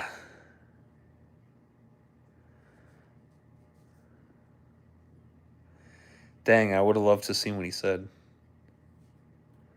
You crushed no crown. Omega Sling USA hats half price. Oh man, that's a deal.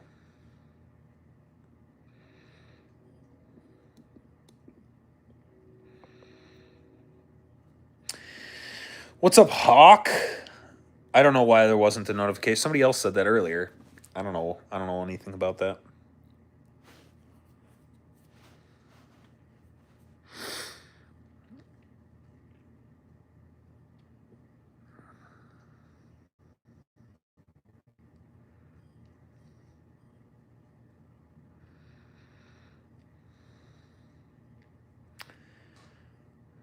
Because I've been MIA.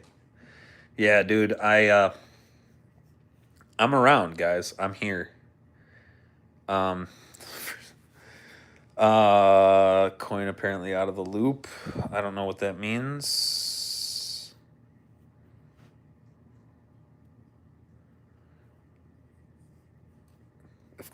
I must be out of the loop too because I don't know what's going on with I don't know what's going on. No, I've been around. So I've been around. I've been watching people's lives on YouTube. I watched Josh's lives and Rex lives and ATOs. Like I watch everybody's lives and I hang out as much as possible in those lives. I don't. I Coin Worker had a live the other day. Sometimes I message, sometimes I don't. I'm just like super duper ooper schmooper busy, guys. I want you guys to remember, like, I work a full-time job and I work for Simple Shot. So I'm doing multiple things like that. Going to different events for Simple Shot. My wife, my brother just moved out of my house a few months back. He tried to move in with my dad, and then my dad died. So then we had to take care of my dad's, like, arrangements and stuff. And then my brother got fired from the job that he was working with me because he super hard worker and just I don't know why just doesn't show up to work sometimes. So he moved back in with my sister. So we had to move him back in with my sister. I still have his dog that I'm trying to take care of, and that doesn't seem to be any kind of he doesn't seem to be in any kind of rush to get to take care of this dog. We rearranged the basement because we moved. My daughters are getting too old to be sharing a room, so we only have a 3-bedroom house. So we moved. My wife and I moved our stuff into the basement. So now we have our bedroom in the basement, and we fixed the whole area up so that we took this old weird shower out of there, and we just took down a bunch of walls and everything. And then, so we totally redid our basement. It's like mostly destruction, hardly any construction that we've done. But we have it to a point where it's livable for a little while. And then we moved now each of my girls have their own room, which I also have 3 kids. So, and there's 2 of them are, well, one's a teenager, one's 12. She's going to be a teenager. So I'm going to have 2 teenagers soon. I have my own dog that is my own dog that I'm trying to take care of. I've been making a bunch of slingshots. Like, there's so much stuff that I have. Oh, and then my wife's. So my wife works for an ophthalmologist, and she's a tech for an ophthalmologist. So she'll do like initial tests with eyes and like looking at your stuff and whatever. And the doctor got diagnosed with throat cancer. So he's going to be on a treatment plan for at least a few months. Doesn't know if he's even going to come back. They don't know what's going to happen with the practice. So she's picking because now she's looking to look for another job. It's been freaking wild, man. This year has been wild. So I was still listening, but a machine went down at work and I had to attend it. What's the price for the maple? And I'm really trying to make it HHC, so I prefer to pick it up there. Are you going to Georgia Bushcraft? And yes, I will be at Georgia Bushcraft. Now, I'm 99% sure I'll be at Georgia Bushcraft. I don't want to say I'll be there 100% because I can't know the future, right? But in all likelihood, I will be there. The price, I would say that I can do 50 on this guy if you're good with 50. Um, I could do PayPal, or you can just pay for it in cash or whatever when you get there if you're going to HHST. Um, and I hope you can make it. I hope I get to meet you.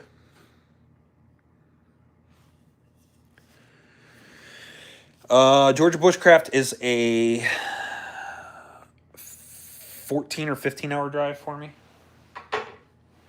14 hours maybe. It's 14 hours if I drive by myself. My wife is probably going to come with me, and it'll probably be a 15-hour drive if she comes. When it rains, it pours. Yeah, you ain't lying, man. I just want to figure out how to streamline my life. Like,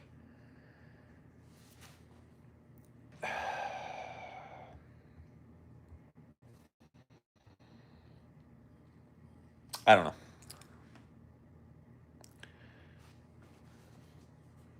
I can't. I'll PayPal and do the shipping. No, don't worry about shipping, man. Don't worry about the shipping.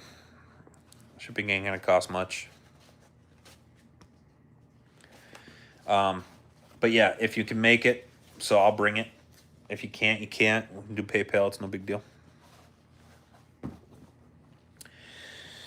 Make sure part-time that when you meet me at HHST, if you do come, that you introduce yourself and tell me who you are on YouTube, because I don't know anybody's names. I half the time can't even remember Coinworker's name.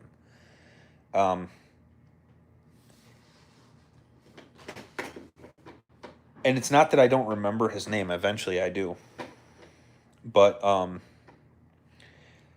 I will often go to text him, and I'll look him up in Messenger on Facebook, and I type coin in, and nothing comes up, obviously. So, yeah, that happens.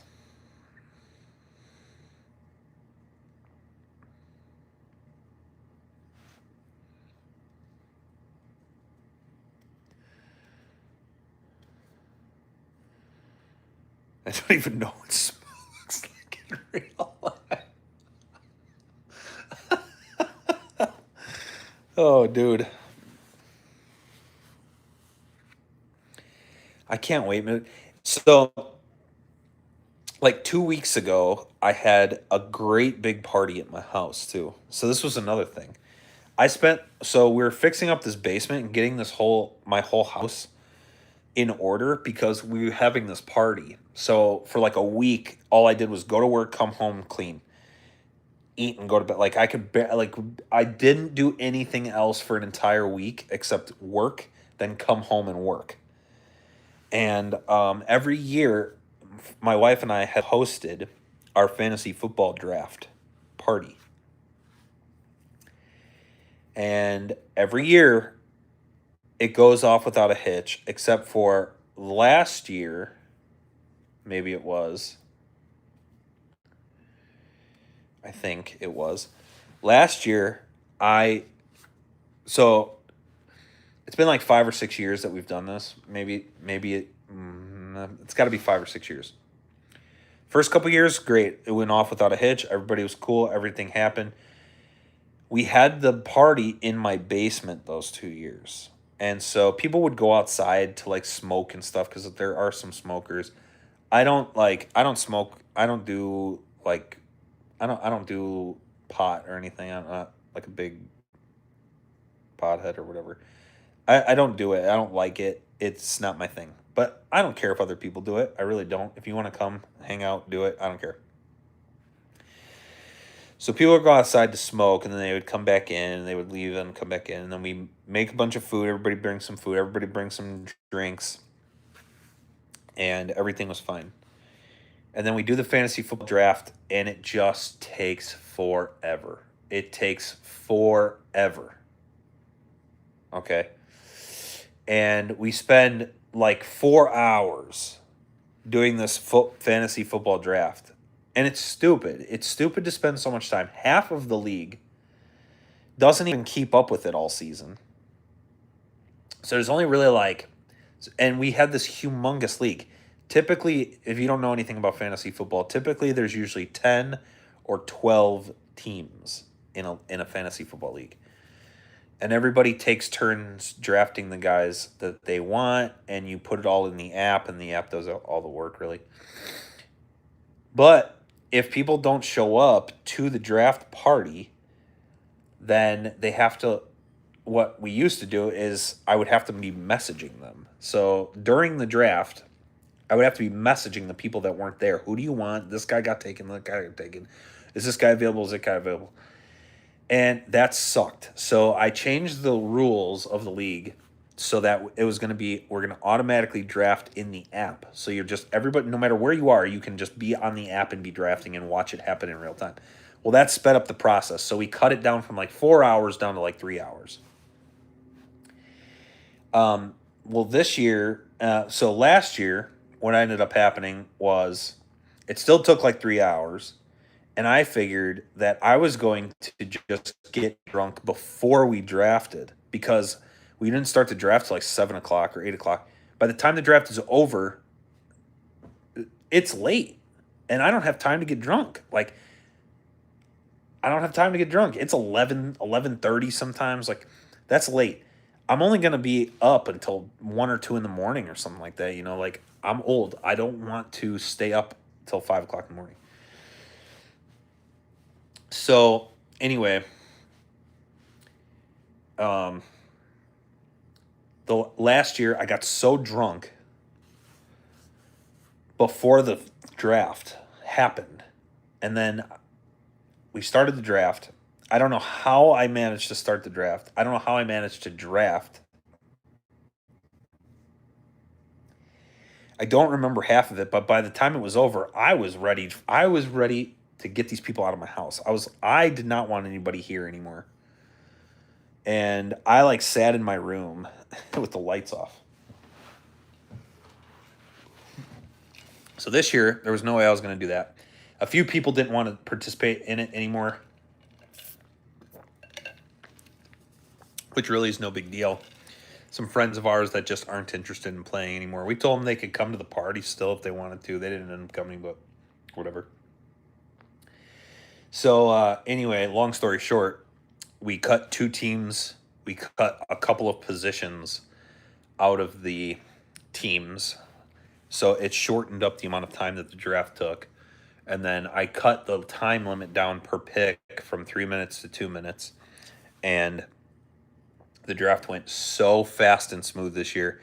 And then in the late rounds, I just put my team on auto draft and I just started to party again. So I had a really, really, really good time. I had a really good, the party is just awesome.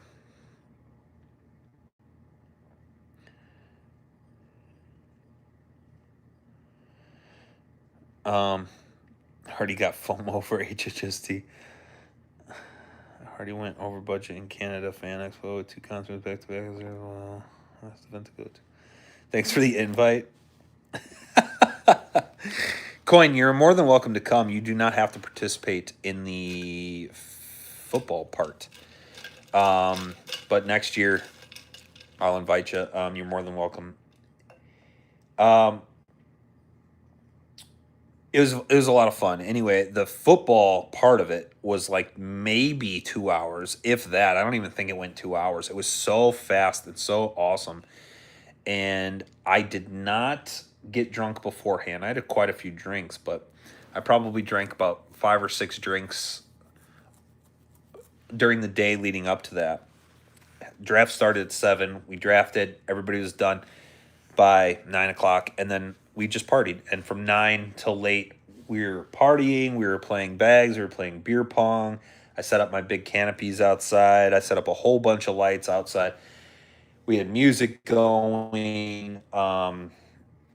The coolers were out. I made White Russians for everybody. It was just a great party, and it was the culmination. It was a very brief period of time where, for a day, I felt like the weight of the world was gone, and I could let loose a little bit. Because for just weeks, actually for months, leading up to that point, life was just so stressful. Everything that was happening every day was just one stressful thing after another. It was like there was no time that I had to myself. And it was awesome. And then for that was about 2 weeks ago, and now for the last 2 weeks, except for Sunday, which I just sat and watched football all day. It's been the same thing, man. It's just been like nonstop. Um, got to do this. Got to go here. Got to meet this people. Got to meet those people. Got to be on phone calls. Got to be on conference calls. Got to be on. It's a lot. Life is bananas.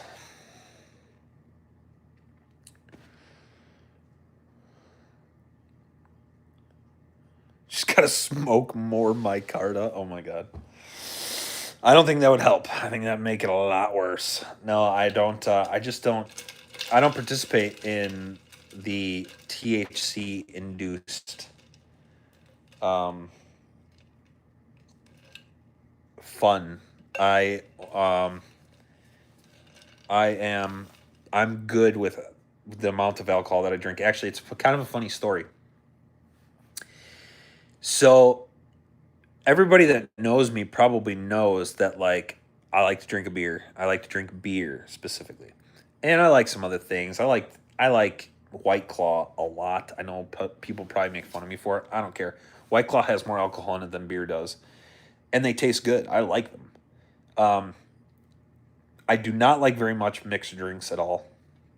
Although my favorite mixed drink by far is White Russian, and when at my party I was making White Russians, I was just over the moon happy about it.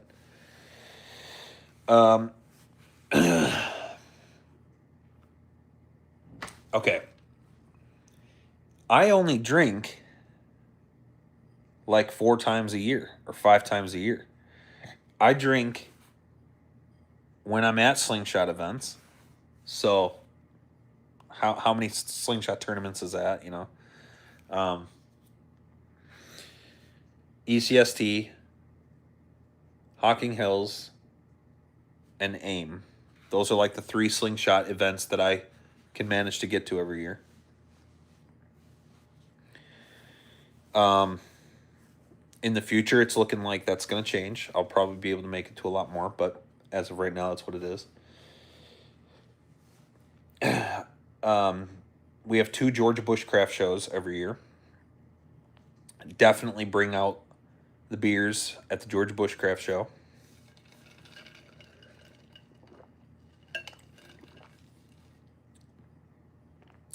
And my fantasy football draft party that I have every year.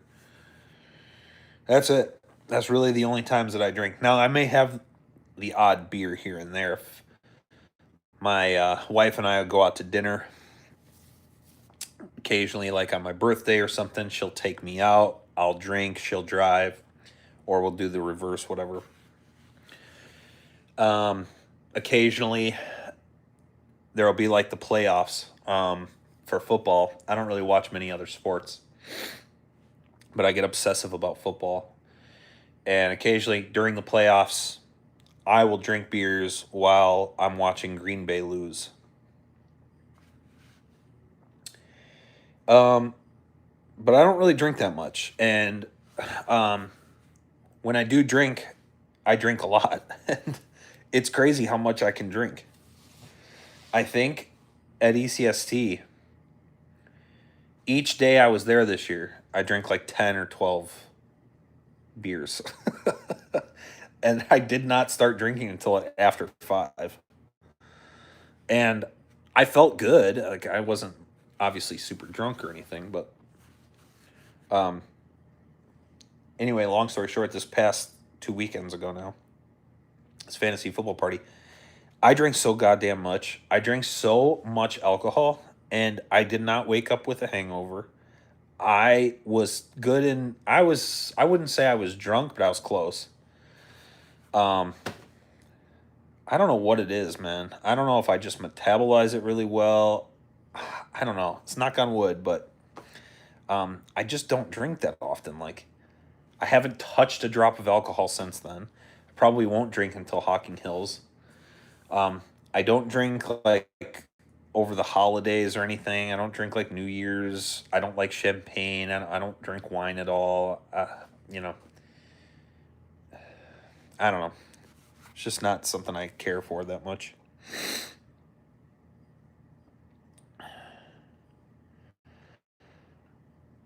White Claw comes with Vagisil. Oh my god.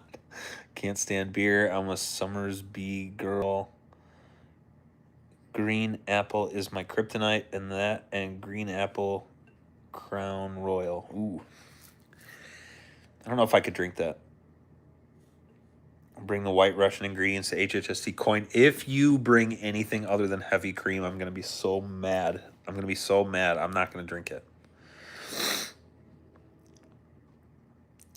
Only while driving. I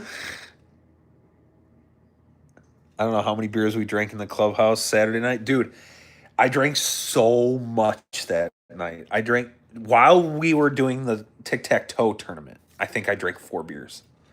Like, I was just slamming them.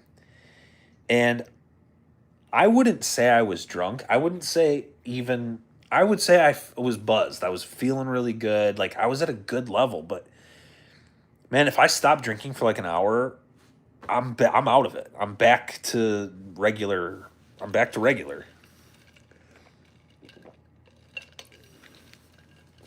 So, I am very much looking forward to Hocking Hills. I think the Sunday and Monday, me and the family are planning to go to the Hocking Hills State Park.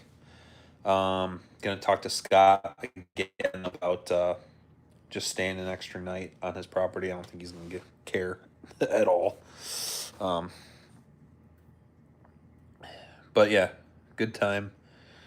It'll be, hopefully, I shouldn't say it will, but I'm hoping that it will be the same situation as my party, where I'm getting to just cut loose and be with the people I care about and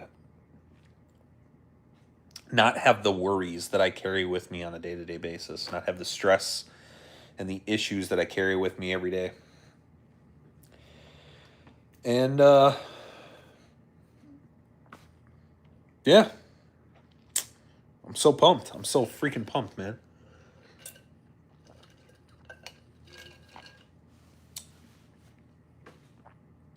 I'm looking forward to it.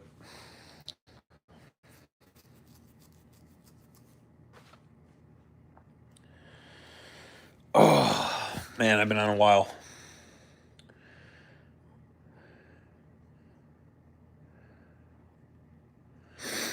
I've been on quite a while. I need to probably need to hop off here soon. But I will get those slingshots finished up for people. Part-time wants the natty.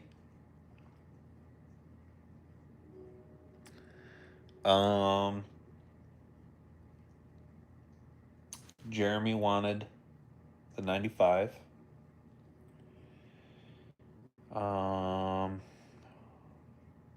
Daryl wants the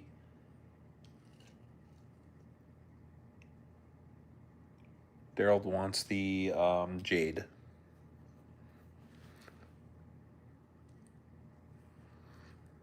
Vanilla creamer is on the way. Ugh.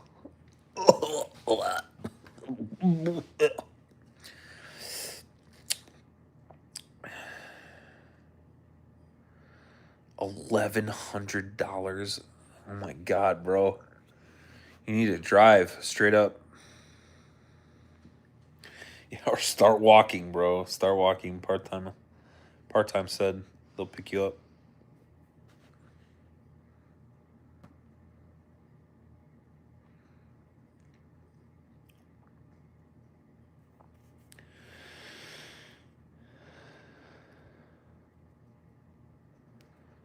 How much is the moderator? Which one do you want? And if you want one of the, if you want the micarta or the G10 one, it's going to be $75. If you want the HDPE one, I'll sell it to you for $10.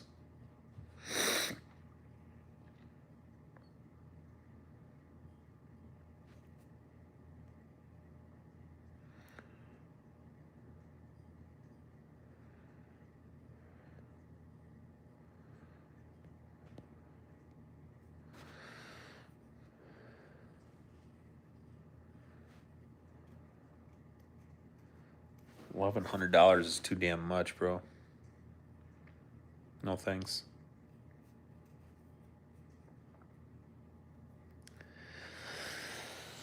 All right, guys. I will. I'm gonna hop off here. It's getting a little bit late. I haven't eaten dinner yet, which is crazy because I don't even feel hungry right now. Appreciate everybody that hopped on with me, and message me if you guys want any of those slingshots I showed you. I don't know when I will go live again. I don't have a plan for that, and